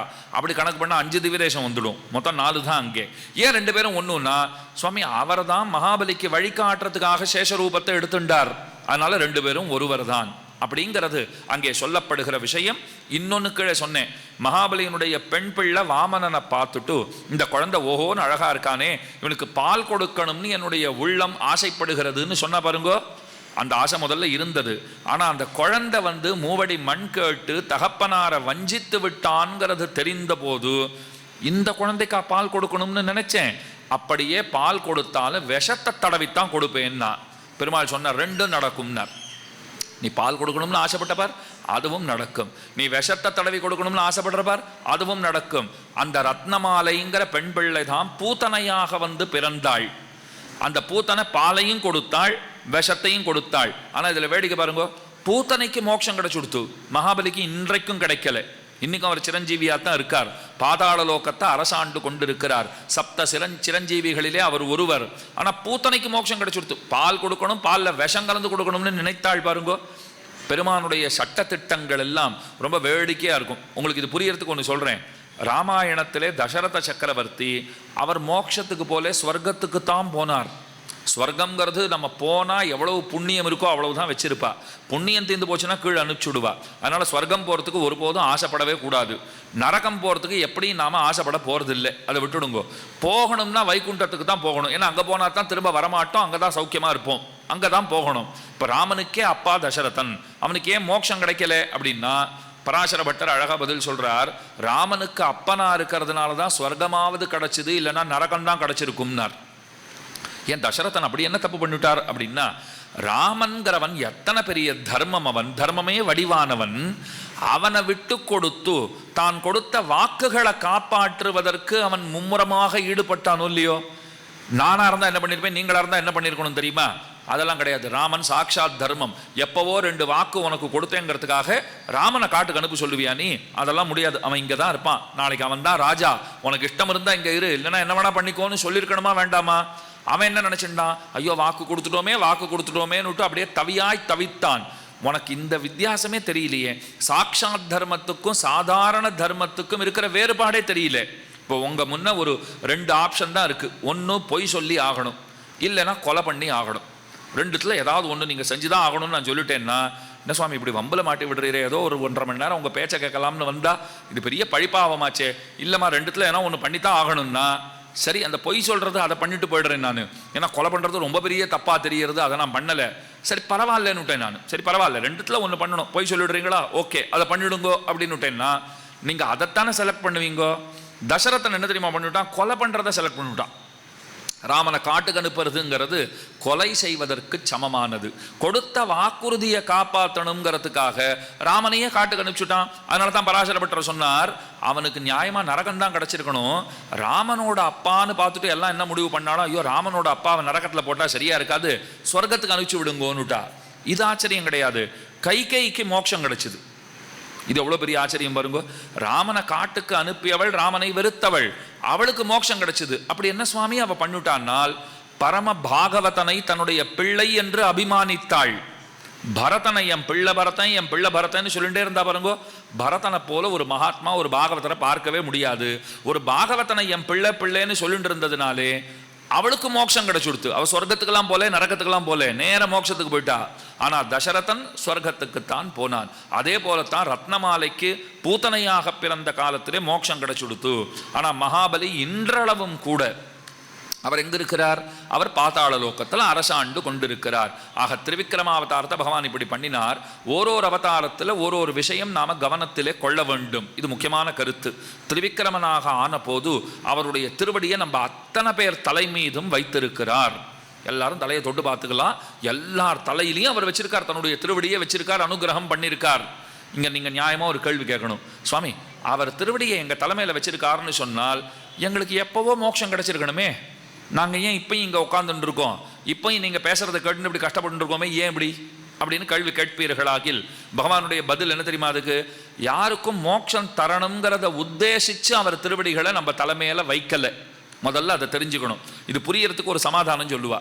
ஒரு குழந்தை தூங்கிட்டு இருக்கு. அந்த குழந்தைய அப்படியே தூக்கி தன் தோளில் போட்டு நடக்கணும்னு தாயாருக்கு ஆசை. ஏன்னா ரொம்ப நாள் கழித்து பிறந்த குழந்தைன்னு வச்சுக்கோங்க. தாயார் பக்கத்தில் போகிறா, மெதுவாக அந்த தூங்கிட்டு இருக்கிற குழந்தைய எடுத்துக்கிறா. இதை பெரும்பாலும் அப்பா தான் பண்ணுவார் இந்த வேலையை. அவர் வேலையே என்னென்னா, எங்கேயோ சுற்றிட்டு வருவார், தூங்கிட்டு இருக்கிற குழந்தைய கொஞ்சம் கொஞ்சணும்னுட்டு எழுப்பிடுவார். அவர் 2 நிமிஷம் கொஞ்சிட்டு அவர் வேலையை பார்க்க போயிடுவார். தாயார் அப்புறம் வந்து வெய்வா, இதே வேலையாக போச்சு உங்களுக்கு, நன்னா குழந்தை தூங்கிட்டு இருந்தது, எழுப்பி விட்டுட்டு போயிட்டுக்கோ, இப்போ என் பிராணன் போகிறது, நான் கஷ்டப்பட வேண்டியிருக்கு பின்னாடின்னு விடுவா. எப்போவாவது அந்த அம்மாவுக்கு ஒரு ஆசை வரும், அந்த குழந்தைய அப்படியே எடுத்துக்க மாட்டோமா, அப்படியே தோளில் போட்டுண்டு அதை அரவணைத்து கொண்டு முதுகு அப்படியே தடவி கொடுத்து கொண்டு தலையை கோதி கொடுத்தபடி இப்படியும் அப்படியுமா கொஞ்சம் நடந்துகிட்டே இருப்பா. அப்பப்போ அந்த குழந்தைக்கு முத்தமிடுகிறாள், தடவி கொடுக்கிறாள், எல்லாம் பண்ணிகிட்டே வராளோ இல்லையோ. உச்சி மோந்து அந்த குழந்தையை ரொம்பவும் லாலனம் பண்ணுறா, எல்லாம் பண்ணுறா. நான் பொறுமையாக போய் அந்த தாயார்கிட்ட கேட்டேன், இதெல்லாம் பண்ணிட்டு இருக்கீங்களே அது அந்த குழந்தைக்கு தெரியுமான்னு கேட்டேன். அவள் சொன்னா, இல்லை நன்னா பாரு, உசு உசுன்னு சத்தம் வேற கேட்கறது, இந்த வயசுலேயே கொரட்டை விடுறா போல் அது சப்தமெல்லாம் எழுப்புறது, நன்னா தூங்கிட்டு இருக்கு, அதுக்கு ஒன்றும் தெரியாதுன்னா. நான் கேட்டேன், அதுக்கு ஒன்றும் தெரியாது, அப்போ நீங்கள் என்னமோ முத்தமிடுறது தடவி கொடுக்கறது இதெல்லாம் ஏன் பண்ணிட்டு இருக்கீங்கன்னா, எனக்கு தெரியுமே, எனக்கு பிடிச்சிருக்கு, நான் பண்ணிட்டு போகிறேன், இது எனக்கு ஆனந்தத்தை தருகிறது, எனக்கு மகிழ்ச்சியை தருகிறது. அந்த குழந்தைக்கு எதுவுமே தெரியாது தான். அப்படித்தான் பகவான் அவருடைய திருவடிகளை நம்ம தலைமையில வைத்த போது நமக்கு ஏதுன்னு தெரியாது, ஆனால் அவருக்கு ஒரு சந்தோஷம். அதில் ஒரு தாயார் தூங்குற குழந்தைய தோளில் போட்டுண்டு அதை கொஞ்சரா போலே பெருமானுக்கு நம்ம எல்லாம் தொட்டு பார்க்கணுங்கிற ஆசை ஏற்பட்டது.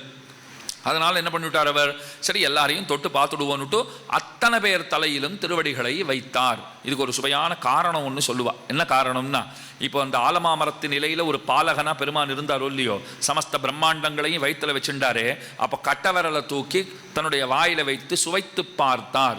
ஏன் சுவைத்து பார்த்தாருங்கிறதுக்கு பல காரணங்களை சொல்றா. வேதம் சொல்றது பெருமானுடைய திருவடிகளில் நின்னும் தேன் பெருகுகிறது அப்படின்னு வேதம் சொல்றது.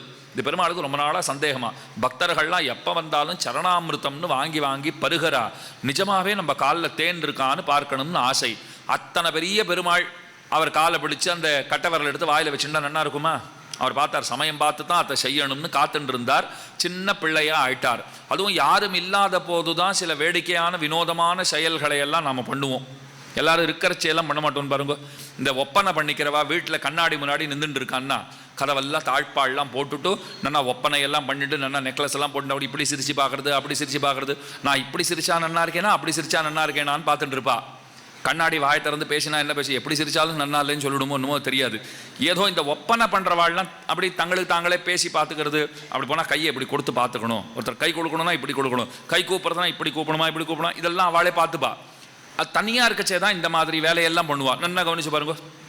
பல பேர் பார்க்கும்போது இவர் இப்படி கை கொடுக்கலாமா, இப்படி கை கூப்பலாமன்னா, அந்த தனக்கு தானே பேசிட்டு இருக்காரு, நன்னா தானே இருந்தார் வரச்சே, என்ன ஆச்சுன்னு 4 பேர் பேசிவிடுவா. இதெல்லாம் தனியாக இருக்கிறச்சே தான் பண்ணணும்.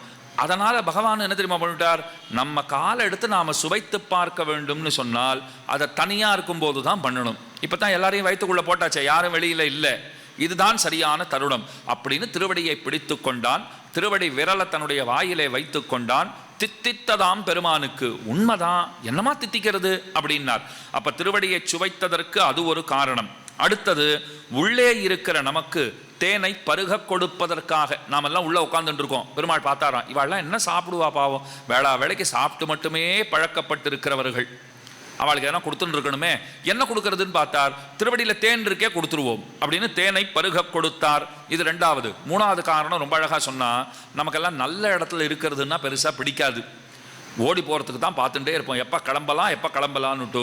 பெருமாள் பார்த்தார், உங்களெல்லாம் வயிற்றில் வச்சு காப்பாற்றின்னு இருக்கேன், நீங்களோ வெளியில் வரத்துக்கு முயற்சி பண்ணுறீங்கோங்கிறது எனக்கு தெரிகிறது, எப்படி உங்களெல்லாம் வெளியில் வராமல் தடுப்பது? மூடி போட்டு மூடுறா போல திருவடியை போட்டு அடைச்சுட்டார் வழியே, யாரும் வெளியில் வர முடியாதபடி தடுத்துட்டார். இது 3வது. இன்னொன்று, எந்த திருவடியை கொண்டு உலகங்களை எல்லாம் பெருமான் அளந்தானோ அந்த திருவடிக்குத்தான் தெரியும் உலகத்தில் எத்தனை பேர் இருக்கா, ஏது என்னங்கிறது. அந்த திருவடியை கொண்டு தானே பெருமான் தெரிந்து கொள்ள முடியும். வைத்துக்கொள்ள எல்லாரும் வந்தாச்சான்னு தெரிஞ்சுக்கணும்னால் எந்த திருவடியை கொண்டு உலகங்கள் அளக்கப்பட்டதோ அதே திருவடியை உள்ள செலுத்தி பெருமான் பார்க்கிறான், எல்லாரும் வந்தாயிற்றா அப்படின்னு பார்க்கிறாருங்கிறத அது ஒரு காரணமாக சொல்லுவார்கள். அப்போ வாமனாவதாரத்தில் திருவிக்கிரமாவதாரமும் நிகழ்ந்தது. அந்த அவதாரத்துக்கு முக்கியமான நோக்கம் என்னன்னா, மாத்ருத்துவ பிரயுக்தமான வாத்சல்யம். இதை நீங்கள் ஞாபகம் வச்சுக்கணும். ஒரு தாயார் குழந்தையினிடத்திலே காட்டும் பரிவு, அந்த பரிவு, அந்த வாத்சல்யம்ங்கிற குணம் இருக்கிறதே, அதுதான் திருவிக்கிரமாவதாரத்திலே வெளிப்படுகிறது அப்படின்னு சொல்லுவார்கள். இது திருவிக்கிரமனுடைய அனுபவம். அடுத்தது நரசிம்மாவதார அனுபவம். நரசிம்மன், நரம் கலந்த சிம்மம். இந்த அவதாரத்தை போல ஒரு அவதாரம் இல்லைன்னு பராசர பட்டர் சொல்லிட்டார். நேற்றுக்கு நான் என்ன சொன்னேன்? வராகாவதாரம் தான் சிறந்தது. ஏன் நரசிம்மாவதாரம் சிறந்ததென்று? அவன் மேலே பார்த்தா ஒரு மாதிரி இருக்கான், கீழே பார்த்தா ஒரு மாதிரி இருக்கான், இவனை எப்படி நம்புறதுன்னு கேள்வி கேட்டுவிட்டார் நேற்றுக்கு. இன்னைக்கு அந்த பராசர பட்டர் என்ன தெரியுமா சொல்றார்? நரசிம்மாவதாரம் மாதிரி ஒரு அவதாரம் உண்டான்னு கேட்டார். ஏன் சுவாமி இன்னைக்கு அப்படி சொல்றீங்கன்னா? தலைப்பு அதுதானே, அதுதான் சொல்லி ஆகணும், வேற வழி கிடையாதுன்னார் பட்டர். அதுக்கு அவர் காரணமும் ரொம்ப அழகா சொல்றார். இந்த பக்கத்துல இருந்து ஒரு ஆசாமியை கூப்பிட்டார், இங்க வாங்குவோன்னு கூப்பிட்டார். ஒருத்தர் எழுந்து போனார். என்னன்னார்? உனக்கு பால் பிடிக்குமா அப்படின்னார். சுவாமி பால்னா எனக்கு உசுறு சுவாமி, ஒரு நாளைக்கு நான் குடங்குடமாக சாப்பிட்டு இருக்கேன், எனக்கு அத்தனை பிடிக்கும் அப்படின்னார். பாலில் என்ன போட்டு சாப்பிடுவேன்னு கேட்டார். அதெல்லாம் ஒன்றும் போட்டு சாப்பிட மாட்டேன், கறந்த பால் அப்படியே எடுத்துன்னு வந்து சாப்பிட்றது தான் எனக்கு வழக்கம். பராசரப்பட்டர் சொன்னார், அந்த பாலில் கொஞ்சம் சக்கரை போட்டு சாப்பிட்டு பார், நாளைக்கு அப்படி பண்ணு அப்படின்னு சொல்லிட்டார். சரின்னார். சாப்பிட்டுட்டு நீ வரணும், வந்து சொல்லணும், அந்த பாலை பருகி விட்டு எப்படி இருக்குன்னு நீ சொல்லணும், சரியா? இப்போ என்ன பாலில் சக்கரை போட்டு நான் சாப்பிடணும், அவ்வளவுதானே, பண்ணுறேன்னுட்டார். இந்த பக்கத்துலேருந்து ஒருத்தரை கூட்டார். உனக்கு சக்கரை பிடிக்குமான்னு கேட்டார். அவர் சொன்னார், சுவாமி போச்சே வரச்சே உள்ளே போய் வெல்லம் உண்டா சக்கரை உண்டான்னு அடுத்து சாப்பிட்டுட்டே தான் இருப்பேன், அதனால் வீட்டில் நிறைய திட்டும் வாங்குறேன், நான் அப்படியே சாப்பிடுவேன்னுட்டு சக்கரையை நான் சாப்பிட்டுட்டே தான் இருக்கேன், அதனால் அது எனக்கு பழக்கம்தான்னார். பால் சாப்பிடுவீரான்னு கேட்டார். பாலை தொட்டதே கிடையாது சுவாமி, சக்கரை தான் பிடிக்கும், சாப்பிட்ருக்கேன், பால் நான் பருகியதே கிடையாது. பட்டர் சொன்னார், அந்த சர்க்கரையை பாலில் போட்டு சாப்பிட்டுவான்னார். முதலாம் அவருக்கு என்ன சொன்னார்? பாலில் சக்கரை போட்டு சாப்பிடுன்னார். ரெண்டாம் அவருக்கு சர்க்கரையை பாலில் போட்டு சாப்பிட்டு நாளைக்கு வா. ரெண்டு பேரும் அடுத்த நாள் வந்தா, சுவாமி சுவாமின்னு கூப்பிட்டு வந்தா. என்னன்னு கேட்டார் பராசர பட்டர். எங்கள் ரெண்டு பேருக்கு இத்தனை நாளாக இது தெரியாத போச்சே. பால் சாப்பிட்றவர் சொல்கிறார், கொஞ்சமாக சக்கரை சேர்த்து சாப்பிட்டேன், என்னமா இருக்கு தெரியுமா பால்.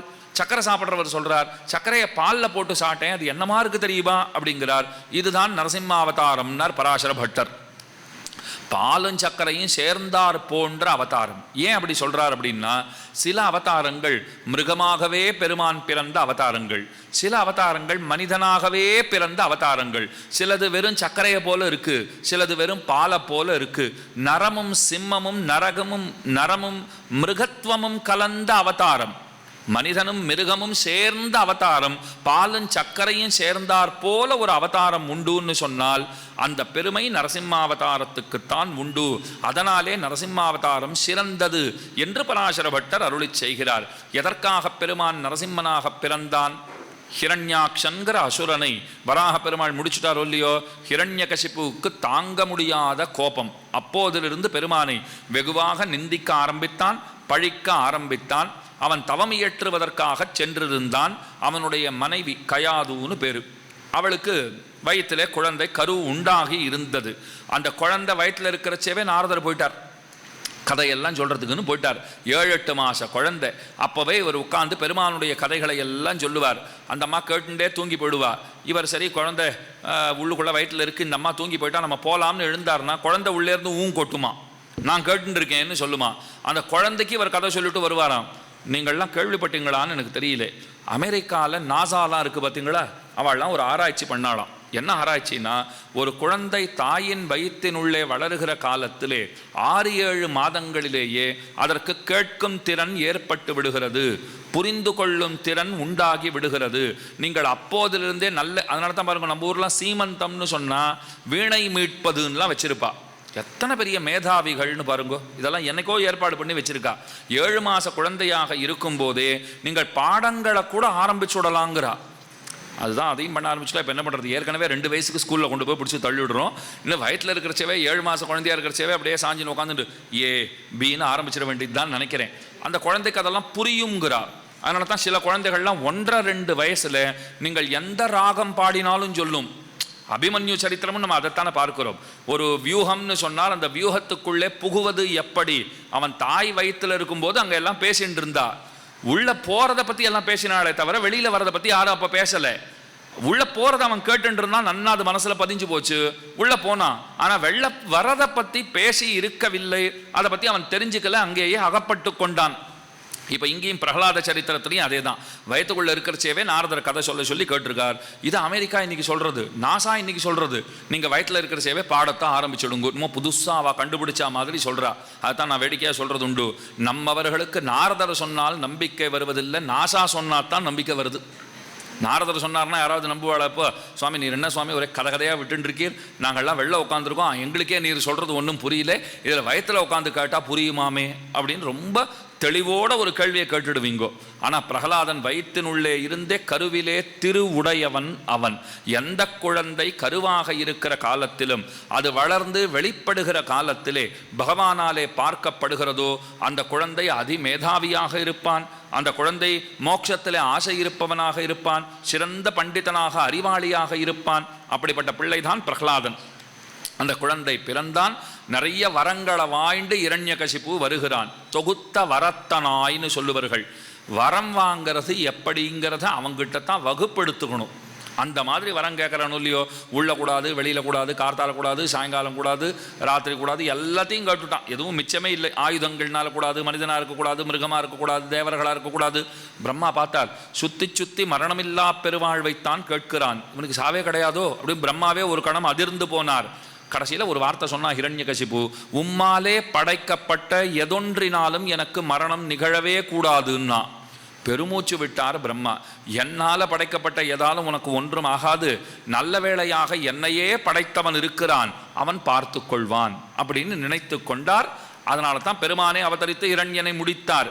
இப்போ இரண்யன் நிறைய வரங்கள்லாம் வாங்கிட்டுட்டானா, பரியனாகி வந்த அவனனுடல் கீண்டன்னு அமலநாதி பிரான்ல திருப்பாணாழ்வார் பாடுறார். பெரிய சரீரம் அவனுக்கு, ஹிரண்யகசிபுக்கு.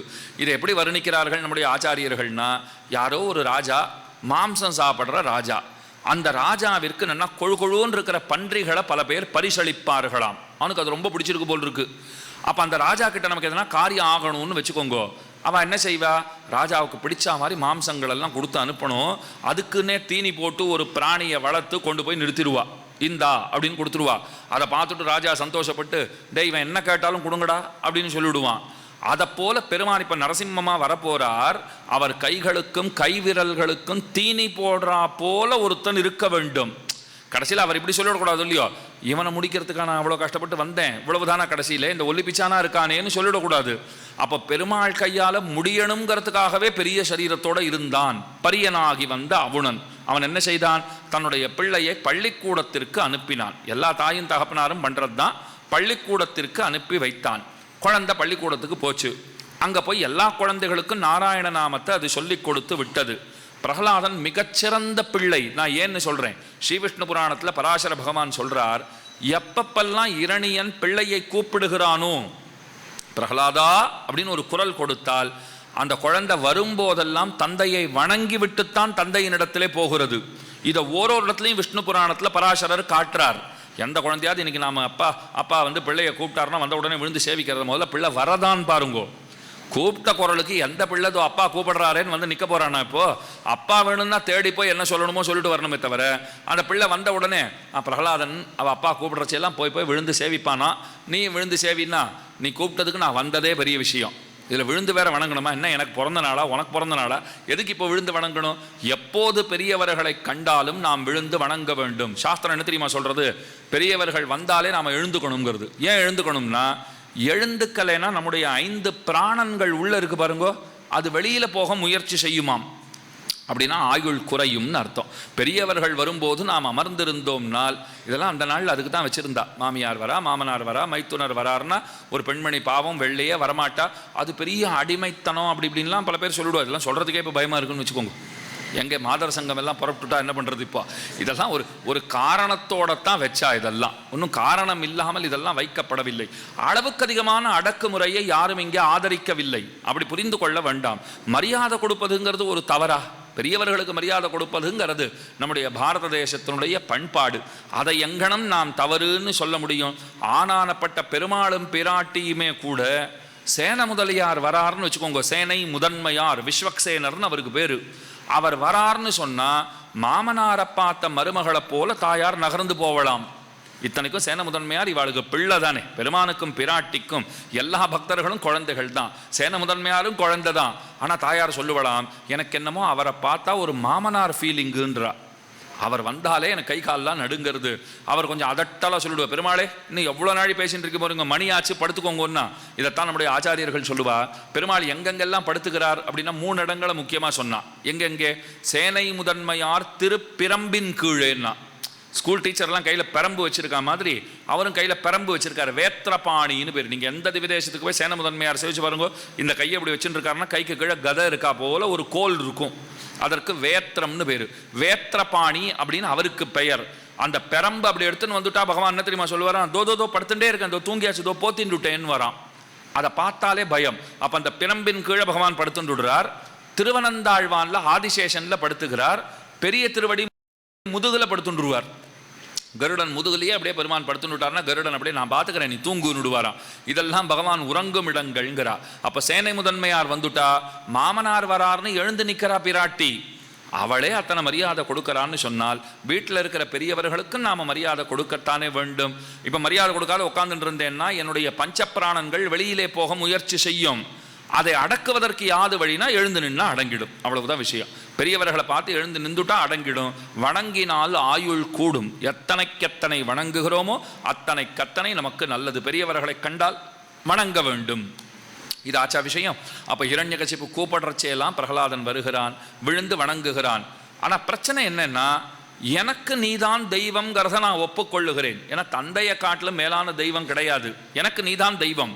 ஆனால் நான் எங்கு முரண்படுகிறேன் என்னால், எல்லாருக்கும் நீதான் தெய்வம்னு நீ சொல்ற பாரு, அதை என்னாலே ஒப்புக்கொள்ள முடியாது அப்படிங்கிறதுல ரொம்ப கிளியராக இருந்தான் அந்த பிள்ளை. பிரகலாதன் பள்ளிக்கூடத்திலையும் அத்தனை குழந்தைகளுக்கு நாராயண நாமத்தை சொல்லி கொடுத்துட்டான்.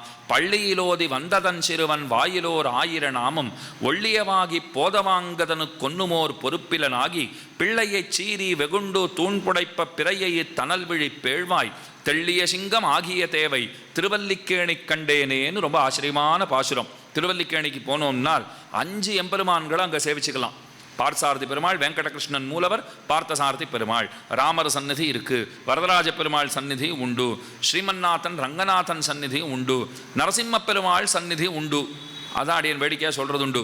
திருவல்லிக்கேணினாலே மேன்ஷனுக்கெல்லாம் ரொம்ப பெருமை பெற்ற இடம் அது. பழைய நாள்லாம் மேன்ஷன் இங்கேருந்து சென்னைக்கு போனால் பெரிய உறவுக்காரெல்லாம் எல்லாருக்கும்லாம் இருந்துட மாட்டா. அங்கே தங்கணும்னா என்ன பண்ணுறதுன்னா, அங்கே மேன்ஷன்லாம் இருக்குது, பல பேரோடு சேர்ந்து தங்கிறதுன்னுவா. ஒருத்தராக தங்கிக்க மாட்டா, பல பேர்களோடு சேர்ந்து தங்குவாளோ இல்லையோ. இந்த சிஸ்டத்தை ஆரம்பித்து வச்சதே இந்த 5 எம்பெருமான்கள் தான். ஒரே கோயிலுக்குள்ளே போனால் 5 பெருமாளும் சேர்ந்து கொடுத்தனம் பண்ணுறா பாருங்கோ. சந்நிதியே மேன்ஷன் ஆட்டம் தான் இருக்குதுன்னு வச்சுக்கோங்க. அங்கே போனால் தெள்ளிய சிங்கருங்கிற திருநாமத்தோட பகவான் இருக்கார். நரசிம்ம பெருமான் ஒரு திருக்கரத்தை இப்படி வச்சுட்டு இருப்பார், இன்னொரு திருக்கரத்தால் இப்படி வான்னு கூப்பிடுறா போல இருப்பார். ஆஹ்வான முத்திரைன்னு பேர். இப்படி கூப்பிடுறவா பார்த்துருக்கீங்களா நீங்கள்? இப்படி கூப்பிடுவார். யார் எங்க வா அப்படின்னு கூப்பிடுறான் பாருங்க. தனக்கு கீழே வேலை செய்கிறவனை ஒரு முதலாளி கூப்பிடுறச்சே எங்க வான்னு இப்படி கூப்பிடுறா போல நம்மளையெல்லாம் பெருமாள் ஆஹ்வான முத்திரையோட கூட்டுண்டு இருக்கார். அத்தனை அழகா இருப்பார் பெருமாள். அந்த பெருமாளை திருமங்கை ஆழ்வார் பாடுறார். பள்ளியிலோதி வந்ததன் சிறுவன் வாயிலோர் 1000 நாமம். நம்ம குழந்தைகளும் ஸ்கூல் போயிட்டு வந்ததுன்னா ஒரு 4-5 நாள் ஆச்சுனாலே நம்ம மெதுவாக கேட்போம், என்ன சொல்லி கொடுத்தா ஸ்கூலில்? சொல்லு குழந்தைகள் என்ன தெரியுமா, எல்லாம் சொல்லி கொடுத்தானோ. என்ன சொல்லி கொடுத்தான்னு சொல்லவே சொல்லாது. எல்லாம் சொல்லி கொடுத்தா. நீ ஸ்கூலில் என்ன பண்ணிட்டு இருந்தேன்னா என் குழந்தை சொல்லுவான் சின்ன வயசு, என்ன பண்ணிட்டு நீ எப்போ வருவே பார்த்துட்டு இருந்தேன்னுவான். படிச்சுட்டு இருந்தேன்னு ஒரு நாளும் சொன்னதே இல்லை. நீ அழைச்சின்னு போகிறதுக்கு எப்போ வருவேன்னு நான் பார்த்துட்டு இருந்தேன். அதை போல் குழந்தைகள் மெதுவாக நீ ஏபிசிடி சொல்லுன்னு எந்த தாய் தமப்பனுக்கும் ஆசை இருக்கத்தானே செய்யும். இரணியன் காலத்தில் இருந்த பாடத்திட்டவருக்கு பாருங்க, சமச்சீர் கல்வின்லாம் சொல்கிறாளே. இரணியன் காலத்தில் இருந்த பாடத்திட்டத்தை போல ஈஸியான பாடத்திட்டம் ஒரு நாளும் கிடையாது. ஒரே பாடம் தான், ஹிரண்யாய நமஹா, அவ்வளவுதான். நீ என்ன வேணும்னா படிச்சுக்கோ, இதை சொல்லிட்டு என்ன வேணும்னா படிச்சுக்கோ, எங்கே போனாலும் இதுதான் பாடம்னு வச்சுட்டான். ஆனால் இந்த குழந்தை மட்டும் நாராயணாய நமஹாங்கிறது, விஷ்ணவே நமஹாங்கிறது, கேசவாய நமஹாங்கிறது, ஹிரண்யாய நமஹா சொல்ல மாட்டேங்கிறது.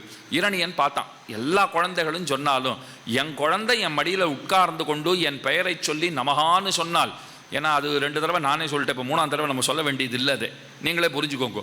என் பேரை என் குழந்தை என் மடியிலே உட்கார்ந்து கொண்டு நமஹான்னு சொல்லித்துனால் அது தர ஆனந்தம் மற்றொன்றிலே உண்டா. தம் மக்கள் மழலை சொல் கேளாதவர்னு வள்ளுவர் சொன்னார் இல்லையோ. அந்த மழலை சொல்ல கேட்கணும்னு அவனுக்கு ஆசை. வாடா குழந்தைன்னு கூப்பிட்டான். குழந்தை விழுந்து சேவிச்சுட்டு என்னப்பான்னு கேட்டான். வா என் மடியிலே வந்து உட்கார், நீ என்ன கற்றுக்கொண்டாய் சொல். பள்ளியிலோதி வந்ததன் சிறுவன் வாயிலோர் 1000 நாமம். திருமங்கையாழ்வார் சொன்னார். உடனே அந்த குழந்தை சுக்லாம்பரதனம் விஷ்ணும்னு ஆரம்பித்து காயேன வாச்சா வரைக்கும் மொத்தத்தையும் சொல்லிவிடுத்து, அத்தனையும் சொல்லிவிடுத்துன்னார். நான் மெதுவாக போய் திருமங்கையாழ்வாரை கேட்டேன், என்ன சுவாமி ஒரே கப்சாவாக விடுறா போல இருக்குது, சின்ன குழந்தை சஹஸ்ரநாமத்தை போய் அவ்வளோ நன்னா சொல்லுமா சுவாமி, எங்களுக்கு இத்தனை வயசாச்சு, எங்களுக்கே புஸ்தகம் இல்லாத சொல்ல வரலை, என்னதான் நாங்கள் கேசட்டை போட்டுட்டோ இல்லை யூடியூப்பில் கேட்டுட்டே சொன்னாலுமே கூட இந்த அனிர்விண்ணகாங்கிற திருநாமெல்லாம் திரும்ப திரும்ப சில திருநாமெல்லாம் வருது பாருங்கோ, நம்மளை அப்படியே குழப்பி விட்டுடும். நாம் உடனே அப்படியே கொஞ்சம் சுதாரிச்சுண்டு அந்த அம்மா என்ன சொல்கிறாளோ அதை மெதுவாக காதில் வாங்கிட்டு கூடவே ஃபாலோ பண்ண ஆரம்பிச்சுடுவோம். எங்களுக்கே சரியாக சொல்ல வரலை.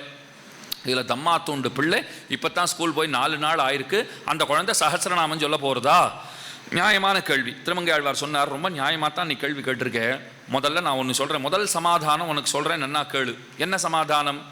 அந்த குழந்தை பிறக்கும் போதே இறைவனாலே ஆசீர்வதிக்கப்பட்ட குழந்தை, அனுகிரகிக்கப்பட்ட குழந்தை.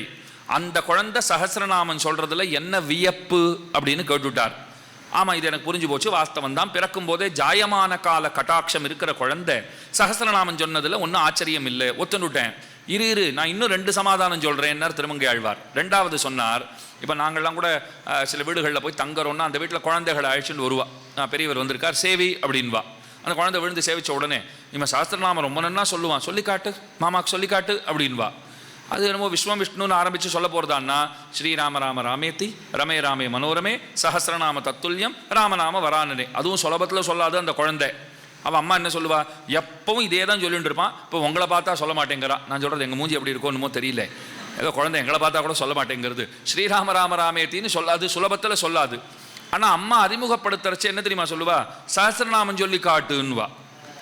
நான் என்ன சண்டைக்கா போவேன், சஹஸ்ரநாமம் சொல்லி காட்டுன்னு சொன்னீங்க, ஒரே ஒரு ஸ்லோகம் தான் சொல்லியிருக்குன்னா சஹஸ்ரநாமமே அந்த ஒரு ஸ்லோகத்தை சொன்னால் சஹஸ்ரநாமம் சொன்ன கணக்குன்னு சொல்லிவிடுத்து. அதுக்கு மேலே நாம் என்ன சண்டை போடுறது இப்போ?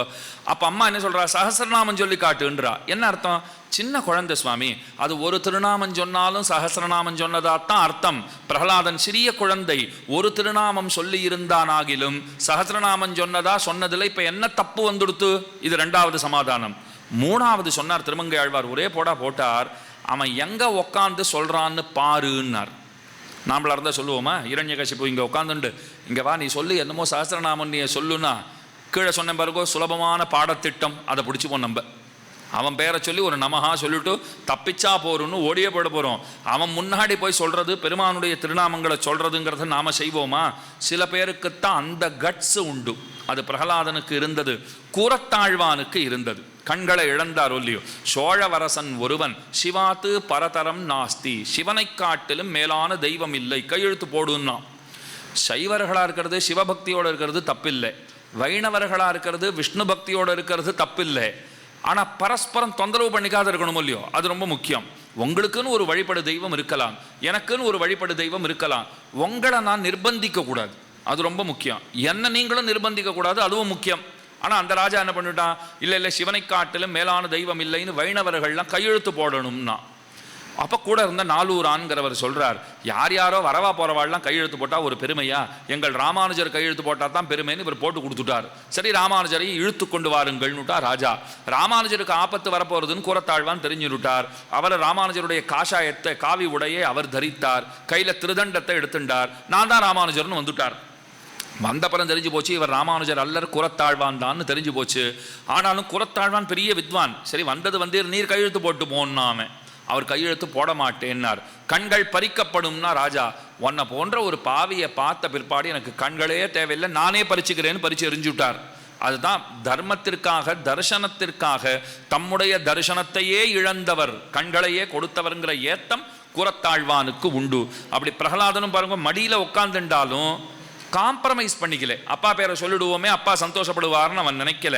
பள்ளியிலோதி வந்ததன் சிறுவன் வாயிலோர் 1000 நாமம். அவன் மடியில் உட்காந்துண்டு சிங்கத்தினுடைய குகைக்குள்ள போய் சிங்கத்தை தட்டி எழுப்புறா போலே இரணியன் மடியில் உட்கார்ந்து கொண்டு நாராயண நாமம் சொல்றதுன்னு சொன்னா சாதாரண விஷயமா அது? அதனால் அது ஒரு திருநாமம் சொன்னாலும் 1000 திருநாமங்களை சொன்னதாகத்தான் பொருள் கொள்ள வேண்டும். பள்ளியிலோதி வந்ததன் சிறுவன் வாயிலோர் 1000 நாமம். தகப்பனார் பொறுத்துன்னு இருந்தானா? நியாயமாக பொறுத்துன்னு இருக்கணும் இல்லையோ? எப்பேற்பட்ட குழந்தை தந்தைக்கு என்னமா உபதேசம் பண்ணுறது, பெருமானுடைய திருநாமங்களை எல்லாம் சொல்கிறது. ஆனால் அதை கண்டு அவன் பொறுக்கவே இல்லை. அந்த குழந்தையை முடிப்பதுன்னு தீர்மானம் பண்ணிவிட்டான். குழந்தையை அழிப்பது தீர்மானிச்சுட்டான். உணவிலே விஷம் கலந்தான், யானைகளை கொண்டு இடறச் செய்தான், பாம்புகளை கொண்டு கடிக்கச் செய்தான். என்ன செய்தாலும் குழந்தை பிழைத்தது. எதனாலே? பெருமானுடைய பேரருள் துணை இருந்தது. அந்த குழந்தையினுடைய மகா விஸ்வாசம், ரக்ஷிஷ்யதீதி விஸ்வாசகான்னு சொல்லுவார்கள். சரணாகதி சரணாகத்தின்னு சொல்கிறோம் பாருங்க. அதில் முக்கியமாக நம்மக்கிட்ட என்ன இருக்கணும் அப்படின்னால், பெருமான் கண்டிப்பாக ரட்சிப்பான்கிற நம்பிக்கை நம்மிடத்தில் இருக்க வேண்டும். அடிக்கடி போய் அவரை பார்த்து நீ தான் ரட்சிக்கணும் ரட்சிக்கணும்னு சொல்லிகிட்டே இருக்கக்கூடாது. இப்போ கையை இப்படி வச்சுட்டு இருக்கார் பெருமாள், அதுக்கு என்ன அர்த்தம்னா நீ திரும்ப திரும்ப வேண்டாதேங்கிறார் நம்மளை பார்த்து.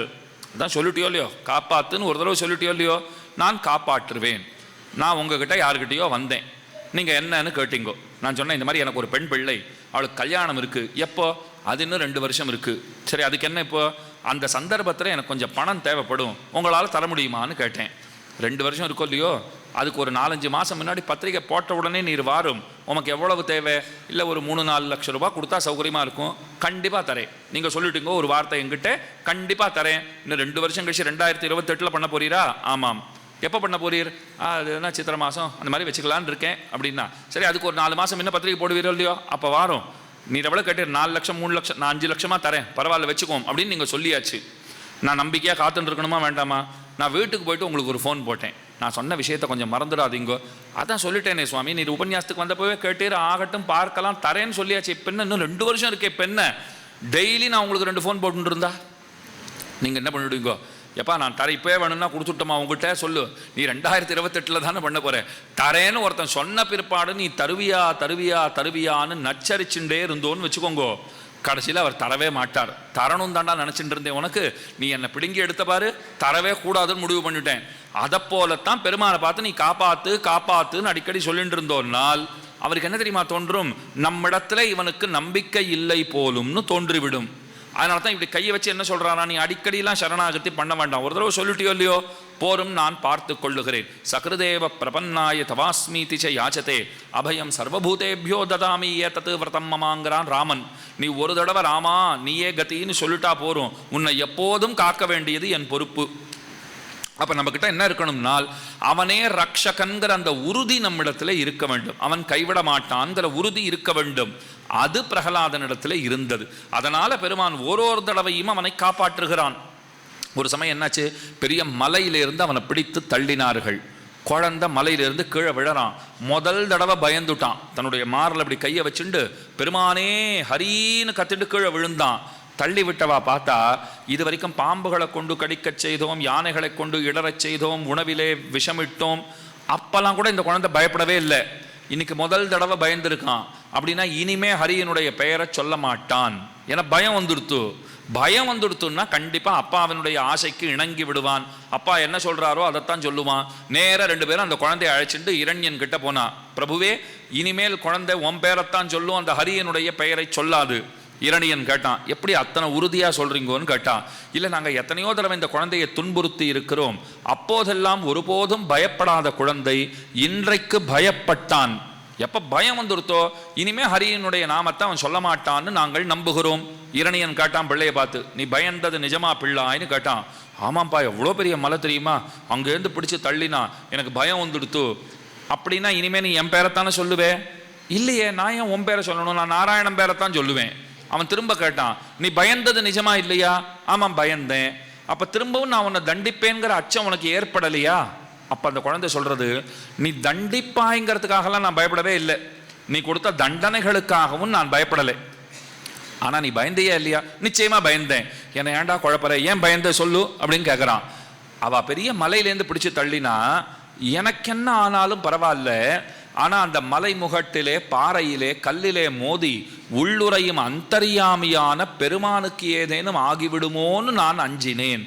ஹிருதயேன உத்வகன் ஹரிம், நான் என்னமோ எனக்கு ஏதோ ஆயிடுமோன்னு நினச்சின்னு மாரில் கை வச்சுன்றதா நீங்கள் நினச்சிட்டு இருக்கீங்கோ, உள்ள இருக்கிற அவருக்கு ஏதும் ஆகக்கூடாதுன்னு நான் மார்பிலே கை வைத்து கொண்டேன். இது பிரகலாதன் கொடுத்த பதில். கடைசியில இரணியன் பார்த்தான், என்ன செய்தாலும் இந்த பிள்ளை பிழைத்து விடுகிறான். ஏன் பிழைக்கிறான் தெரியுமா? எம் பிள்ளை அதனால பிழைக்கிறான்னா. எப்படி இருக்கு பாருங்க. நான் நிறைய வர வாங்கி வச்சிருக்கேன், என்னை ஒருத்தனாலையும் ஒன்றும் செய்ய முடியாது. அதனால மிருத்யு தேவதைக்கு கூட என் பிள்ளை கிட்ட பயம். ஐயோ, இது இரணியனுடைய பிள்ளையாச்சே, அவனை நாம ஏதாவது செஞ்சுட்டா நம்மளை சும்மா விடமாட்டான். அந்த குழந்தைய பகவான் காப்பாத்தின்னு இருக்கார். ஆனா இவன் பாருங்க கிரெடிட் எடுத்துக்கிறான். ஊரில் கூட நம்ம நிறைய பேர் அந்த மாதிரி பார்க்கலாம். கஷ்டப்பட்டு வேலை செஞ்சது ஒருத்தராக இருக்கும், எல்லாம் நான் தான் பண்ணேன்னு ஒருத்தர் சொல்லிட்டு போயிட்டே இருப்பார். அவர் சம்பந்தமே இருக்காது அவருக்கு. அந்த மாதிரி இரண்யகசிப்பு பாருங்க, என் பிள்ளைக்கு எத்தனை தண்டனைகளை கொடுத்தாலும், அவனை கொல்வதற்கு எத்தனை முயற்சிகளை செய்தாலும் அவன் பிழைப்பதற்கு காரணம் அவன் என் பிள்ளை, அதனாலே பிழைக்கிறான். இதை பிரகலாதனையே கூட்டு சொல்லிட்டான். அவன் ஒரு நாள் கூப்பிட்டான், உன்னை என்ன பண்ணாலும் நீ பிழைச்சிடுற, எப்படி தெரியுமான்னு கேட்டான். பிரகலாதன் கண்ணை மூடின்டான், யோசனை பண்ணான். நான் சொன்னாலும் நீ ஒப்புக்கொள்ள போகிறதில்ல, நீ ஏற்கனவே ஒரு தீர்மானத்தோடு தான் பேசுகிற, நீ ஏன் சொல்லுன்னா. நீ என் பிள்ளைடா, அதனால தான் உனக்கு எதுவும் ஆக மாட்டேன் என்கிறது அப்படின்னா. அப்படியாப்பா சந்தோஷம்னுட்டான் குழந்தை, ஒன்றும் சொல்லலை. அப்போ ஒரு கேள்வி கேட்டான் பாருங்க, ரொம்ப ஆச்சரியமான கேள்வி. இரண்யகசிப்பு கேட்டான், நீ என் பிள்ளை அதனால உனக்கு ஒன்றும் ஆகலை, அது எனக்கும் தெரியும் அப்படின்னா. சரி அப்படியே இருக்கட்டும், நான் தான் சொல்லிட்டேன், இப்போ என்ன இப்போ அதுக்கு? இல்லை, அடுத்த கேள்வி கேட்குறேன். நீ என் பிள்ளை அதனால உனக்கு ஒன்றும் ஆக மாட்டேன் என்கிறது, உனக்கே ஒன்றும் ஆகாதுன்னா எனக்கு கண்டிப்பாக ஒன்றும் ஆக போகிறது கிடையாது. ஆனாலும் ஏதேனும் ஆகிவிடுமோங்கிற அச்சம் மட்டும் என்னை பிடுங்கி தின்கிறது, உங்ககிட்ட அந்த அச்சமும் இல்லையே எப்படின்னு கேட்டான். இவ்வளோ அழகான கேள்வி பாருங்க. இது எனக்கு எதுவும் ஆக போகிறது இல்லை, ஆனால் ஏதாவது ஆயிடுமோன்னு எனக்கு பயம் இருந்துகிட்டே இருக்கு, உங்ககிட்ட அந்த பயமும் இல்லையே எப்படி? குழந்தை அழகா பதில் சொல்லித்து, அப்பா உனக்கு ஒரு விஷயம் சொல்கிறேன், என்னுடைய பெருமானை கண்டால் பயத்திற்கே பயம் ஏற்படும். பயந்து நடுங்கி நீ பார்த்திருக்கியா? எங்க பெருமானை பார்த்தா பயத்துக்கு பயம் வந்துவிடும் தகப்பனே. அவன் உடன் இருக்கும் போது நான் எதற்காக அஞ்ச வேண்டும்? இன்னொன்னு, யாருக்கு பயம்ங்கிறது ஏற்படும் தெரியுமா? சில பேர்களை நமக்கு வேண்டியவர்கள், சில பேரை வேண்டாதவர்கள் நினைச்சுட்டு இருந்தா தான் இந்த பயம் முதலான குணங்கள்லாம் நம்ம கிட்ட வரும்.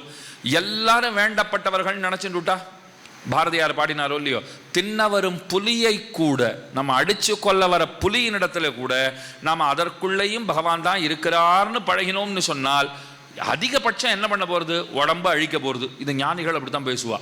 என்னது இன்னும் இவ்வளோ ஈஸியாக சொல்லிட்டீரே சுவாமி, புலி வரும், அதிகபட்சம் என்ன பண்ணும்? உங்களை அடித்து கொல்லும் அப்படின்னா இதுக்கு மேலே என்ன மிச்சம் இருக்குன்னு நாம கேட்போம். இப்போ இன்னும் இவ்வளோ ஈஸியாக சொல்லிட்டீரேன்னா அவள் சொல்கிறா, இப்போ என்ன புலி அடித்து கொள்ளாது வந்துடுத்தோன்னா நான் என்ன 200 வருஷம் இருக்க போகிறேனான்னு கேட்குறான். என்னைக்காவது ஒரு நாள் போகத்தான் போகிறேன், அது புலி அடித்துத்தான் போக வேண்டும் என்று இருக்குமாகில் அதை ஒருத்தராலையும் ஒன்றும் பண்ண முடியாது. இப்போ செருப்பு கடிச்சு போனவன் உண்டு, பாம்பு கடிச்சு பழைச்சவன் உண்டுன்னு சொல்கிறோமா இல்லையா? அப்போ போகணுன்னு தான் போகத்தான் போகிறோம். அப்போ ஞானிகள் அதற்காக கவலைப்படுவது இல்லை. அதைத்தான் பிரகலாதனும் சொன்னான், எனக்கு ஒரு நாளும் அதனாலே பயமே கிடையாது, பெருமான் உடன் இருக்கும் போது எதற்காக அஞ்ச வேண்டும் அப்படின்னு அழகா பதில் சொல்லிட்டான். பீஷாஸ்மாத் வாதः பவதே பீஷோதேதி சூரியா, உபனிஷத்து சொல்றது. கார்த்தால் ஆச்சுன்னா டான்னு சூரியன் வந்துடுறானா, சாயங்காலம் ஆச்சுன்னா அவன் அஸ்தமனம் ஆறான், நிலா வந்துடுறதா, காற்று அடிக்க வேண்டிய வேலைக்கு அடிக்கிறதா, மழை பெய்ய வேண்டிய வேலைக்கு பெய்யறதா. ஒரு ஆஃபீஸில் மேனேஜர்னு ஒருத்தர் இருந்தால் தான் கீழே இருக்கிற அத்தனை பேரும் சரியாக வேலை பார்க்குறான். இப்போ இத்தனையும் சரியா இயங்கணும்னு சொன்னால் இதற்கு மேம்பட்ட ஒரு தத்துவம் இருந்தால் தானே இதெல்லாம் சரிவர இயங்கும். இத்தனை கோள்களும் சுற்றுகின்றன, ஒன்றுக்கொன்று ஒரு உரசல் இல்லை, இடித்து கொள்ளுதல் இல்லை, ஒரே பாதையிலே அத்தனையும் சுற்றி வருகின்றனன்னு சொன்னால் இதெல்லாம் தாங்களா நடந்துடுமா? அப்படியே இதுக்கெல்லாம் மேலே இவற்றை கண்காணிப்பதற்கென்று ஒருவர் இருந்தால்தான் இவை அனைத்தும் ஒரு சீராக இயங்குவதுங்கிறதே சாத்தியம். அவனை கண்டா எல்லாத்துக்கும் பயமா. நான் சூரியனை பார்த்து கேட்டேன், நீ கார்த்தாலானா சரியா வந்துடுறியா? ஏன் அப்படின்னா, எனக்கு டியூட்டி போட்டிருக்காப்பா 6:15 6:20 நான் வந்துடணும்னு சொல்லியிருக்கா. வரலைன்னா நான் போய் ரிப்போர்ட் பண்ணணும், பெருமாள் இடத்துல போய் சொல்லணும், ஏன் லேட் ஆச்சுன்னு அவர் காரணம் கேட்பார். பீஷாஸ்மாத்து வாத்தப்பவதே. அப்போ இறைவனிடத்தில் இருக்கிற பயத்தினால தான் காற்று ஒழுங்காக அடிக்கிறது, மழை ஒழுங்காக பெய்யறது. எல்லாருக்கும் அவனை கண்டா பயம் இருக்குன்னா, கடமையிலிருந்து தவறினா அவருக்கு கோபம் வரும். இல்லைன்னா பெருங்கருணையாளன் அவர், அவருடன் இருக்கும் போது நாம் எதற்கும் கவலைப்பட வேண்டியதில்லை, எனக்கு அச்சமே இல்லைன்னுட்டான். கடைசியில் ஒரு நாள் இரண்யகசிப்பு பிள்ளையை கூப்பிட்டான், இங்கே பார், இன்றைக்கு முடித்து விடலாம், நீ ரொம்ப நாளாக ஹரி ஹரின்னு சொல்லிட்டு இருக்க, அவன் எங்கே தான் இருக்கான்னு சொல்லு. குழந்தை சொல்லித்து, எங்க இருக்கான்னு கேட்குற? அவர் எல்லா இடத்துலையும் இருக்கார். நாரதர் இடத்துல யுதிஷ்டர் கேள்வி கேட்கிறார், பிரகலாதன் என்ன தப்பு பண்ணான்னுட்டு ஹிரண்யகசிப்பு பிள்ளையை வெறுத்தான். இது யுதிஷ்டரோட கேள்வி, பாகவதத்தில் வருது. என்ன தப்பு பண்ணார்னுட்டு வெறுத்தான் அப்படின்னு கேள்வி. நாரதர் சொல்லல பதில், அவர் சொன்ன பதில் வேற மாதிரி. நம்மாழ்வார் அழகா பதில் சொன்னார். பிரகலாதன் பண்ண தப்பு என்ன தெரியுமா? எங்குமுளன் கண்ணன் என்றான். இதுதான் அவன் பண்ண தப்பு. அவன் பண்ண தப்பு எல்லா இடத்துலையும் பெருமாள் இருக்காருன்னு சொன்னான். அந்த பிள்ளை இடத்துல போய் கோபித்து கொள்ள முடியுமா? கோபித்து கொண்டான். அப்பா நீ கேட்கறதே தப்பு, பெருமாள் எங்க இருக்காருன்னு கேட்கறியே, அவர் எங்க இல்லேன்னு கேளு, எல்லா இடத்திலும் நீக்கமர அவர் நிறைந்திருக்கிறார். திருப்பாவையில் நோற்றுச்சுவர்க்கம்ங்கிற பாசுரம். நாற்றத்துழாய்முடி நாராயணன் நம்மால் போற்ற பறைதரும் புண்ணிய நாள், பண்டொரு நாள் கூற்றத்தின் வாய் விழுந்த கும்பகரணனும் தோத்து முனக்கே பெருந்துயில் நான் தந்தானோ, ஆத்தமனந்தலுடையாய் அருங்கலமே தேத்தமாய் வந்து திரவேலோர் எம்பாவாய்னு பாசுரம் இருக்கும் இல்லையோ. வெளியில் சில பெண்கள்லாம் எழுப்புறதுக்குன்னு வந்துட்டா, உள்ளுக்குள்ள ஒருத்தி படுத்துன்னு இருக்கா. ஒரு பாட்டில் ஒரு பெண்ணை எழுப்புவார்கள். 10ஆம் பாட்டில் ஒருத்தி எழுப்பப்படுகிறாள். அவ கதவை திறக்க மாட்டேங்கிறா. வாசல் இருக்கிறவா சொல்றா, கதவைத்தான் திறக்க மாட்டேங்கிற, வாயாவது தரேங்கிறா. பேசக்கூட மாட்டியா, நாங்கள்லாம் வெளில நின்றுட்டு இருக்கோமே. அப்போ வெளியில் இருக்கிற ஒருத்தி சொன்னா, அவ ஏன் தெரியுமா பேச மாட்டேங்கிறா, உள்ள கண்ணன் இருக்கார் அப்படின்னு உறக்க சொன்னா. அப்போ உள்ள இருக்கிறவள் கொஞ்சம் அவளுக்கு சிணுக்குனாச்சு. என்னது கண்ணன் இருக்காரா, அதெல்லாம் இங்கே யாரும் ஒன்றும் இல்லை, நீங்கள் தான் வாசலே கத்தின்னு இருக்கீங்களே, கதவே திறக்கலையே, எப்படி கண்ணன் உள்ளே நுழைந்திருப்பார்? இப்போ மட்டும் பேசுறா, இத்தனை நாள் வாயே திறக்கல, உள்ள கண்ணன் இருக்கார் அவனோட விளையாடின்னு இருக்கா போல் இருக்குன்னு சொன்ன உடனே நீங்கள் தான் வாசலை அடைச்சுன்னு நிற்கிறீங்களே, உங்களை மீறிண்டு எங்கே வருது கண்ணன்? இங்கே யாரும் கண்ணனும் இல்லை கிண்ணனும் இல்லை அப்படின்னுட்டா. உடனே வெளியில் இருக்கிறவா சொன்னா, ஓஹோ கதவை திறந்தாத்தான் உள்ள நுழைய முடியுமா கண்ணனாலே? அப்படியெல்லாம் ஒன்றுமே கிடையாது.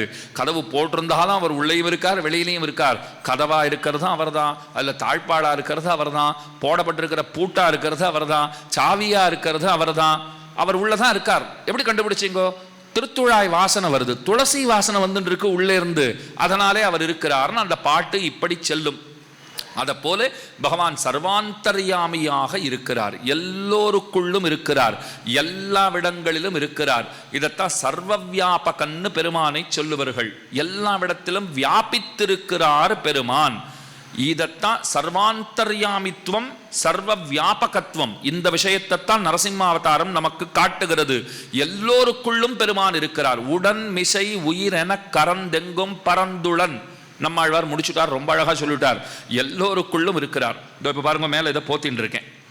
மேலே இந்த பச்சை கலர் சால்வை இருக்கா, சால்வைக்குள்ள ஒரு உத்தரியம் இருக்கு. இந்த உத்தரியத்துக்குள்ள உடல் இருக்கு, உடலுக்குள்ள ஆன்மா இருக்கு.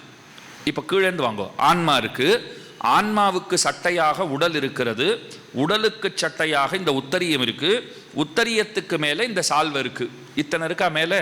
அப்போ சால்வைக்குள்ள உத்தரியம், உத்தரியத்துக்குள்ள உடல், உடலுக்குள்ளே ஆன்மா. அப்போ ஆன்மாவுக்கு மேலே இத்தனை சட்டை போட்டு இருக்கேன்னா, அந்த ஆன்மாவும் கூட சட்டையாகிறது யாருக்கு? பெருமானுக்கு. ஆன்மாவும் கூட அவனுக்கு சட்டையாருது. இப்போ ஆன்மாவுக்கு மேலே இத்தனை சட்டை சொல்லிட்டேன், உடம்பு இருக்கு, உத்தரியம் இருக்கு, சால்வை இருக்கு. ஆன்மா என்னன்னா, அந்த ஆன்மாவும் பெருமானுக்கு சரீரமாகிறது. ஏன்னா ஆன்மாவுக்குள்ளேயும் பெருமான் இருக்கிறார். அனோரணியான் மகதோமகியான்னு சொல்லுவார்கள். ஆன்மாங்கிறது ரொம்ப சிறிய பொருள். அதை வியாசர் ஒரு இடத்துல சொல்றார். எத்தனை சிறியதுன்னா, ஒரு பசுமாட்டினுடைய வால்ல இருந்து ஒரே ஒரு முடியை எடுத்துக்கோ, அதை 100 கூறு போடு, அதுலேருந்து 1 எடு, அதை 100 கூறு போடு, அதுலேருந்து 1 எடு, அதை 100 கூறு போடு, அதுலேருந்து 1 எடு. இப்படியே நான் ஒரு நாள் முழுக்க உபன்யாசம் பண்ணலாம் தெரியுமோ? இதை சொல்லிட்டே போனாலே போரும், கடைசி வரைக்கும் அது முடியவே முடியாது. வியாசர் சொன்னார், சரி கடைசியில் ஏதோ ஒன்று மிஞ்சும் பாரு, அந்த அளவுக்குத்தான் ஆத்மானுட்டார். அத்தனை சிறிய நுண்ணிய பொருள், அதற்குள்ளேயும் பெருமான் இருக்கிறான். ஆகவே அவர் இல்லாத இடம்ங்கிறதே கிடையாது. உடனே என்ன பண்ணிட்டான் இரணியன், ஒரு கம்பத்தை காண்பிச்சான். 1000 கால் மண்டபமாகுது. அவன் வீட்டில் 1000 கால் மண்டபம் போட்டிருக்கான். அவன் அதில் ஸ்பெஷலாக ஒரு கம்பத்தை காட்டுறான். நீ அடிக்கடி ஹரி ஹரின்னு சொல்றியே, அவர் இந்த கம்பத்தில் இருக்காரான்னு ஒரு கம்பத்தை காட்டினான். ஏன் அந்த கம்பத்தை அவன் காட்டினான்னா, இரணியன் சொல்றான், நிச்சயமா அவன் இதில் இல்லைன்னு எனக்கு தெரியும்னா. பிரகலாதன் கேட்டான், எப்படி அத்தனை உறுதியாக சொல்ற? கட்டுறச்சே நான் தான் பக்கத்திலே இருந்தேனேன்னா. இந்த மாதிரி ஒரு அறியாமை உண்டான்னு பாருங்க. கம்பத்தை கட்டும்போது நான் பக்கத்திலேயே தான் இருந்தேன். பொன்னும் மணியும் ரத்தினமும் கொண்டு வந்து, முத்துகளும் கொண்டு வந்து இந்த கம்பத்தை கட்டியிருக்கேன். பல தேசங்கள்லேருந்து இறக்குமதி பண்ணிய பெரிய பெரிய ரத்தினங்கள். அதை வேலைக்காரெல்லாம் திருடிட்டு போயிடக்கூடாது, அதனால ஒரு சேரை போட்டு நானே உட்காந்துட்டேன். நீங்கள் கட்டுங்கடா, நான் பக்கத்திலே உட்காந்து பார்க்குறேன்னு சொல்லி ஒரு கணமும் அது கட்டப்படும் போது பக்கத்திலேயே இருந்து நான் மேற்பார்வை பார்த்திருக்கிறேன். எனக்கு தெரிஞ்சு ஒரு பய உள்ள நுழையில, அதனால அதற்குள்ள ஹரி கிடையாது. பிரகலாதன் தனக்குள்ளே விலவரச் சிரித்து கொண்டான். இந்த மாதிரி கூட ஒரு அறியாமை உண்டா?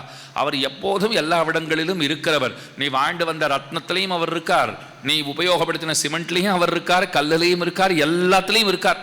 கலவையின் வாழை, அந்த கலவையிலையும் அவர் இருக்கார், மொத்தத்திலையும் இருக்கார் அவர். இதை புரிஞ்சுக்கலையே நீ?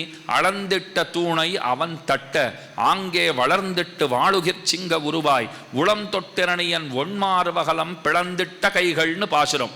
தட்டினதுதான் தாமதம், உள்ளுக்குள்ளே இருந்து வருவதற்காக பெருமான் தயாராக இருந்தான். இங்கே ஒரு விஷயத்தை நாம் புரிஞ்சுக்கணும். பிரம்மா வரம் கொடுத்தார், சரி, அந்த வரங்களுக்கு கட்டுப்பட்டுத்தான் பகவான் வரணுமான்னு வரணுங்கிற அவசியமே கிடையாது. அவர் வைகுண்டத்தில் அப்படி உட்கார்ந்து கொண்டு அப்படி எட்டி பார்த்துட்டு இவன் தான் இரணியனா பாடாப்படுத்தின்னு இருக்கானா நினைச்சா போதும், சொல்லணுங்கிறது இல்லை. சரி சரி நீ இருந்த ஆட்டம் போட்டதெல்லாம் போதும், கிளம்பு அப்படின்னு நினைச்சாருன்னு வச்சுக்கோங்க, அப்பவே பட்டுன்னு அவன் உயிர் போயிடும். இத்தனை சக்தி பெருமானுக்கு உண்டு. ஆனால் எத்தனை கெட்டிக்காரர் பாருங்கோ, அவர் எத்தனை நல்லவருங்கிறதையும் பாருங்கோ. பெருமாள் பார்த்தாராம், இந்த பிரம்மா பாவம் நிறைய வரம் கொடுத்து வச்சிருக்கு இரணியனுக்கு, பெருமாள் நினைவாலே. இப்போ வச்சிருக்குன்னு நான் சொல்லலை, அவர் சொன்னார். இந்த பிரம்மா அவர் குழந்தையோ இல்லையோ, அவர் சொல்றார் நிறைய வரம் கொடுத்து வச்சிருக்கு இந்த பிரம்மா இரணியனுக்கு. நான் அந்த வரங்களை எல்லாம் தவிடு பொடியாக்கிட்டு என் இஷ்டப்படி போய் நான் இரணியனை அடிச்சேன்னு வச்சுக்கோங்கோ, இரணியனுக்கு எங்கிட்ட வர கோபத்தை விட யார்கிட்ட அதிகம் கோபம் வரும்? பிரம்மா கிட்ட தான் அதிகம் கோபம் வரும். டே நீ வரமாடா கொடுத்து வச்சிருக்க, நீ கொடுத்த வரம் எதுவுமே வேலை செய்ய மாட்டேங்கிறது, அந்த ஹரி இஷ்டப்பட்டபடி வந்து என்னை அடிச்சுட்டு இருக்கார், அப்போ உன் வரங்களுக்கு ஒரு மதிப்பே இல்லாமல் போய்விட்டதுன்னு அவன் பிரம்மாவை வசைப்பாட ஆரம்பித்து விடுவான். பேரு கெட்டு போறது, பிரம்மா பேரு கெட்டு போயிடும். பகவான் பார்த்தாராம், ஐயோ பாவம் அவர் பேரை நாம கெடுத்துடக்கூடாது, நாம உட்கார்ந்த இடத்துல இருந்தே இரணியனை முடிச்சுடலாம் தான், ஆனா பேரு பிரம்மாவனுடையது கெட்டு போயிடும். அதனால அவர் கொடுத்த வரங்களிலேயே ஒரு லூப் ஹோல்னுவா, சட்டம் படிச்சவா அடிக்கடி சொல்றா பாருங்க, சட்டத்திலே ஏதோ ஒரு துளையை பயன்படுத்தி அவர் வெளியேறி விட்டார்னுவா. ஊழல் குற்றச்சாட்டு அது இதுன்னு அடிக்கடி அமலாக்கத்துறை அது இதுன்னு நிறைய கேள்விப்படுவோம். ரொம்ப பரபரப்பாக ஒரு வாரம் செய்தியெல்லாம் அப்படியே இயங்கும். அமலாக்கத்துறையினர் விசாரணை, வருமான வரித்துறையினர் விசாரணை, சுங்க வரித்துறை விசாரணை அப்படின்னு ஒரு வாரம் இப்படி அப்படியுமா ஓடும். அதுக்கப்புறம் வேற செய்தி கிடச்சி கொடுத்தனா இது அப்படியே கிடப்பில் போட்டுடுவா, ஒன்றுமே தெரியாது. அந்த மாதிரி இந்த இடத்துல என்ன அப்படின்னால், பெருமாள் பார்த்தார், நாம பிரம்மாவுக்கு கட்டுப்பட்டு ஏன் செய்யணும்னா, அவர் ஏதோ வரம் கொடுத்துருக்காரு, அவர் பேரை காப்பாற்றி கொடுக்கணும். அப்போ சட்டத்தில் ஏதோ ஒரு துளையை பயன்படுத்தி குற்றவாளிகள் தப்பிக்கிறா போலே பகவான் என்ன பண்ணிவிட்டார், இப்போ இந்த வரங்களுக்கு இடையிலே வரங்களுக்கு பங்கம் வராமல் நாம் எடுத்துக்கொள்ளக்கூடிய ஏதேனும் உருவம் உண்டான்னு பார்த்தார். அவன் என்ன சொல்லியிருக்கான், மிருகத்தினால கூடாது மனிதனால கூடாதுன்னு சொல்லியிருக்கானா, ரெண்டும் கலந்தா போல எடுத்துப்போம், அதை அவன் சொல்லவே இல்லை. எந்த ஆயுதங்களும் கூடாதுன்னு சொன்னாரா, நகங்கள் இருக்கிறதே அந்த நகங்களும் சுதர்சனாம்சம் தான், சுதர்சனர் ஆவேசித்திருந்தார், அந்த நகங்களை கொண்டே முடித்து விடலாம். வாசல்ல கூடாது உள்ள கூடாது, வாசப்படியிலே உட்காந்துட்டார், அது உள்ள சேர்ப்பீர்களா வாசல்ல சேர்ப்பீர்களா, முடியாது. சந்தியா காலம்ங்கிறத எடுத்துட்டார், பகற்பொழுது முடிந்து அந்த சாயங்கால வேளை வரப்போறது பாருங்கோ, அதுக்கு முன்னே அந்த வேளையை தேர்ந்தெடுத்து கொண்டார் அவனை முடிப்பதற்காக. இப்படி பார்த்து பார்த்து பிரம்மா கொடுத்த வரங்களை காப்பாத்திருக்கார் பெருமாள். இதைத்தான் நிஜ பிருத்திய பாஷிதம், சத்தியம் சத்தியம். பெருமான் யாவற்றையும் மெய்ப்பித்தான், பிரகலாதனுடைய கூற்றை மெய்ப்பித்தான். எல்லா இடத்துலையும் என் ஹரி இருக்காருன்னு பிரகலாதன் சொன்னா பாருங்க, அந்த கூற்றை மெய்ப்பித்தான். பிரம்மா கொடுத்த வரங்களையும் மெய்ப்பித்தான். பிரம்மா நினைச்சுட்டாராம், ஐயோ என்கிட்ட எத்தனை அன்பு, நான் கொடுத்த வரங்களுக்கு எந்த பங்கமும் இல்லை. இரணியன் கூட என்ன தெரியுமா நினைச்சுட்டான், பிரம்மா நீர் என்ன பண்ணுவீர் பாவோங்கிறான், உயிர் போயிட்டே இருக்கு. அப்போ நீரெல்லாம் வரலாம் சரியாத்தான் கொடுத்தீர், அந்த வரங்கள்ல ஏதோ ஒரு துளையை பயன்படுத்தி தனக்கு சாதகமாக ஆக்கி கொண்டு என்னை ஹரி முடித்து விட்டான்னு தான் அவனே சொல்லும்படியாக இருக்கிறது. அப்படி பிரம்மா கொடுத்த வாக்குறுதிகள், அவர் பண்ணின அந்த வரதானம், அதையும் பெருமான் காப்பாற்றினான், பிரகலாதனையும் காப்பாற்றினான், தேவதைகளை காப்பாற்றினான். பகவான் வந்துட்டார், அளந்திட்ட தூணை அவன் தட்ட ஆங்கே வளர்ந்துட்டு வாழுகிற சிங்க உருவாய், கணக்கற்ற கைகளோட நரசிம்ம பெருமான் வந்தான். வேதாந்த தேசிகன் அதை அழகா வர்ணிக்கிறார். எதற்காக அத்தனை கைகள் அப்படின்னா, அத்தனை கைகளும் போட்டி போடுகின்றனவாம் பிரகலாதனை காப்பதற்கு. ஒரு கை இன்னொரு கை அப்படி பிடிச்சி தள்ளுமா, எனக்கு தான் அந்த பெருமை, நான் தான் பிரகலாதனை காப்பாத்தினவனா இருக்கணும், நான் தான் இரணியனை முடிப்பேன். அப்ப இன்னொரு கை இந்த பக்கத்துல இருந்து வந்து அந்த கையை பிடிச்சுக்குமா, நான் தான் பண்ணுவேன், எனக்கு தான் அந்த பெருமை வேண்டும். பகவான் பார்க்கிறார், அந்த கைகளை பார்த்து சொல்றாராம், பெருசா சண்டை போட்டுக்காதீங்கோ, சீக்கிரம் அந்த காரியத்தை முடிங்க. இப்போ அவர் அப்படியே ஆராமமா இருக்கார், அனாயாசம் அப்படியே ரெஸ்ட் எடுத்துக்கிறா போல உட்கார்ந்து விட்டார். அந்த கைகளே பார்த்து கொண்டன என்று வேதாந்த தேசிகன் வர்ணிக்கிறார். உளந்தொட்டு இரணியன் ஒன்மார்வகலம் பிளந்திட்ட கைகள், அந்த இரணியனுடைய நெஞ்சத்தில் அப்படி கை வச்சு தொட்டு பார்த்தாராம். இப்போ நாம கூட யாராவது ஒருத்தரோட சண்டை போட்டு இருக்கோம், ரொம்ப வேண்டப்பட்டவர் தான் என்னமோ ஒரு தப்பு பண்ணிட்டாருன்னு வச்சுக்கோங்க, அவர்கிட்ட நம்ம என்ன சொல்லுவோம், உன் நெஞ்ச தொட்டு சொல்லு, நீ சொல்றது நிஜமான்னு அப்படின்னு கேட்போம். அவர் என்ன சொல்லுவார், என் நெஞ்ச என்ன, ஒன் நெஞ்ச வேணாலும் தொட்டு சொல்கிறேன், நான் தான் நிஜம்தான் அப்படி விடாப்படியாக சொல்லிட்டாருன்னா நம்மளால ஒன்றும் பண்ண முடியாது. ஆனால் நம்ம கேட்கறச்சே நீ உண்மையை சொல்லு, நெஞ்ச தொட்டு சொல்லு, நீ சொல்றது நிஜமானு சொல்லுன்னு கேட்குறோம் இல்லையா. அதை போல பகவான் இரணியன் அப்படி தொட்டு பார்த்தானாம். இவனுக்கு நிஜமாகவே நம்மிடத்திலே துவேஷம் இருக்கிறதா, இல்லை சில பேரை போல துவேஷம் இருக்கிறா போல நடிக்கிறானா? பிள்ளலோகாச்சாரியர் 800 வருஷம் முன்ன சொல்லி வச்சார், நாஸ்திகனும் கூட திருநாமத்தை கொண்டு அவன் காரியத்தை சாதித்து கொள்ளலாம்னார். அதுக்கு அழகாக வியாக்கியானம் பண்ணா.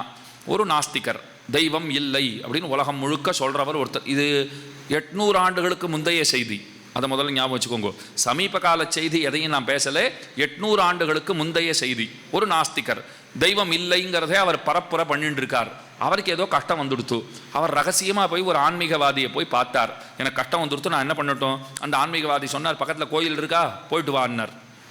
கோயிலுக்கு போகிறதாவது என் பிழப்பே போயிடும். அப்புறம் என் பிழப்பே கோயில் இல்லைன்னு சொல்கிறதுல தான் ஓடின்னு இருக்கு. தெய்வம் இல்லைங்கிறது தான் நான் பரப்புரையே பண்ணுறேன்.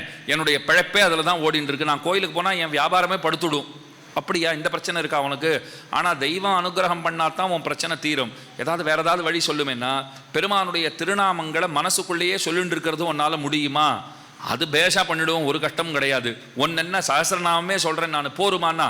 அது போரும்னுட்டா. அப்போ நாஸ்திகன் வெளியில் தெய்வம் இல்லைன்னு சொல்லிட்டு இருந்தாலும் உள்ளுக்குள்ள பெருமான் திருநாமம் ஓடிண்டே இருக்குமா. அடியன் வேடிக்கையாக சொல்கிறது உண்டு.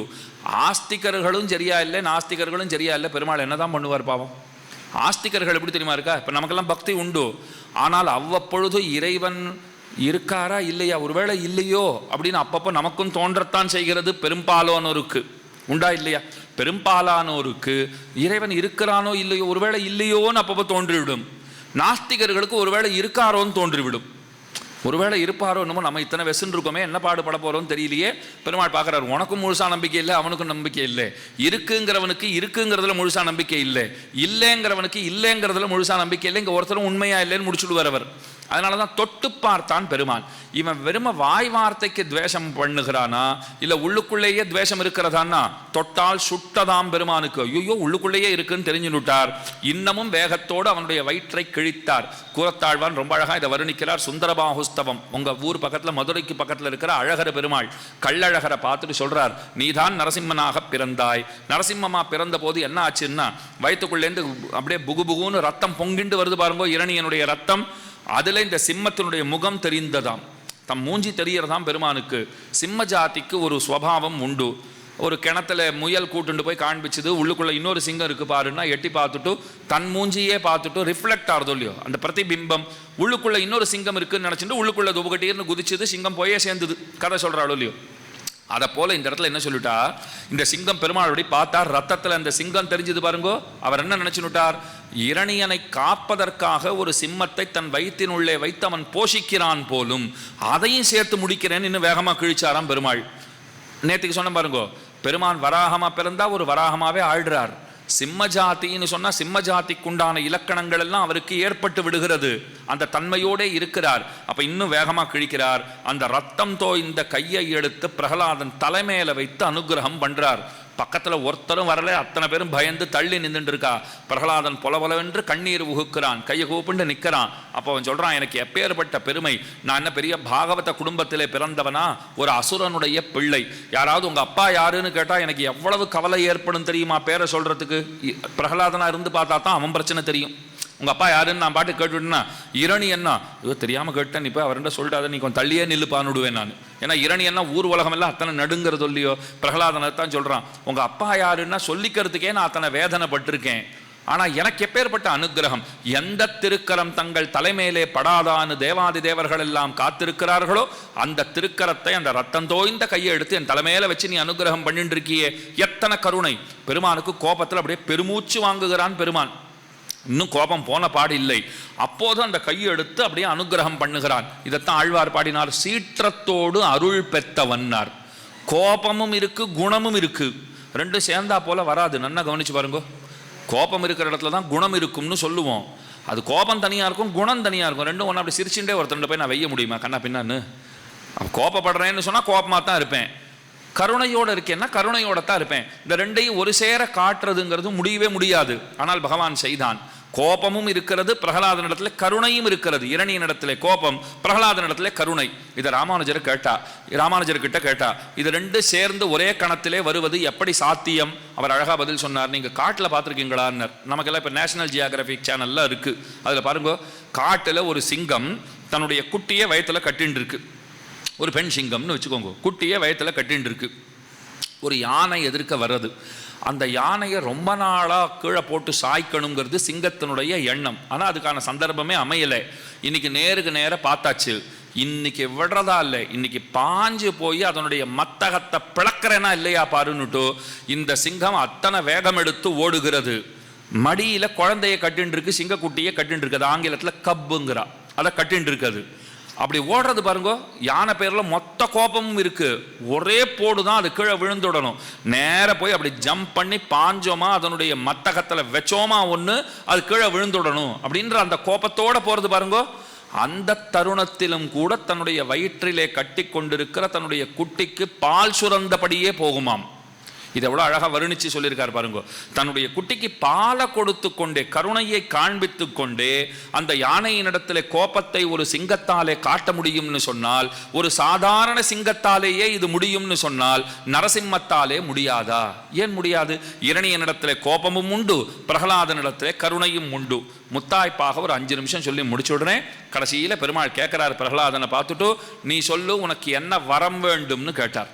ஏன்னா உங்கள் அப்பா உன் கண்ணு முன்னாடியே இந்த மாதிரி நான் சித்திரவதம் பண்ணிட்டேன், உனக்கு என்ன வரம் வேண்டும்னு சொல்லு. பெருமாள் யாரை பார்த்து தெரியுமா உனக்கு என்ன வரம் வேண்டும்னு கேளுன்னு சொல்லுவார்?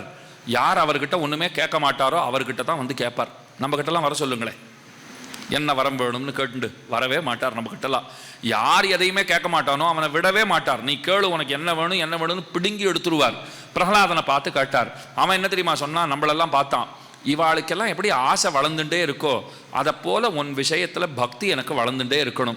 பெருமான் சொன்னார், அதை பற்றி கவலைப்படாதே, அதெல்லாம் நன்னா வளரும், வேற ஏதாவது கேளு. அப்போ அவன் சொல்கிறான், எங்கள் அப்பா 2 தப்பு பண்ணிவிட்டார், பகவத் அபச்சாரம் பாகவத் அபச்சாரம். உன்னிடத்திலும் பாபங்களை செய்திருக்கார், பக்தர்களிடத்திலும் பாபங்களை செய்திருக்கார், அதெல்லாம் நீ மன்னிக்க வேண்டும், அவருக்கு நற்கதி தந்தருள வேண்டும்.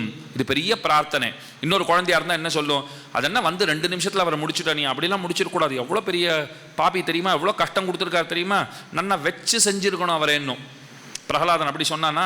ரொம்ப அழகா வார்த்தை சொல்லியிருக்கான், அவருக்கு நற்கதியை கொடுன்னு கேட்டான். இதைத்தான் நன்மையால் மிக்க நான்மறையாளர்கள் புன்மையாக கருதுவராதலின் அன்னையாய் அத்தனாய் என்னை ஆண்டிடும் தன்மையான் ஷடகோபனன் நம்பியே. கண்ணினும் சிறுத்தாமல ரொம்ப அழகா சொன்னா பாருங்க.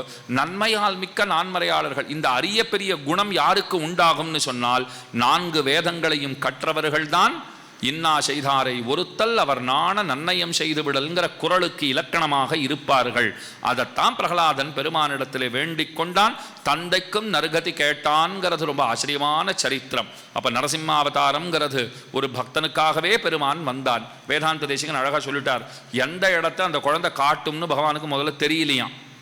அவர் என்ன பண்ணிவிட்டார்? எல்லாத்துக்குள்ளேயும் நுழைஞ்சுட்டாராம். இந்த மைக்குள்ளே நுழைஞ்சுட்டார், இந்த மேசைக்குள்ளே நுழைஞ்சுட்டார், இந்த டேபிளில் நுழைஞ்சுட்டார், நீங்கள் உட்காந்துருக்கிற சேரில் எல்லாத்துலேயும் நுழைஞ்சுட்டார்.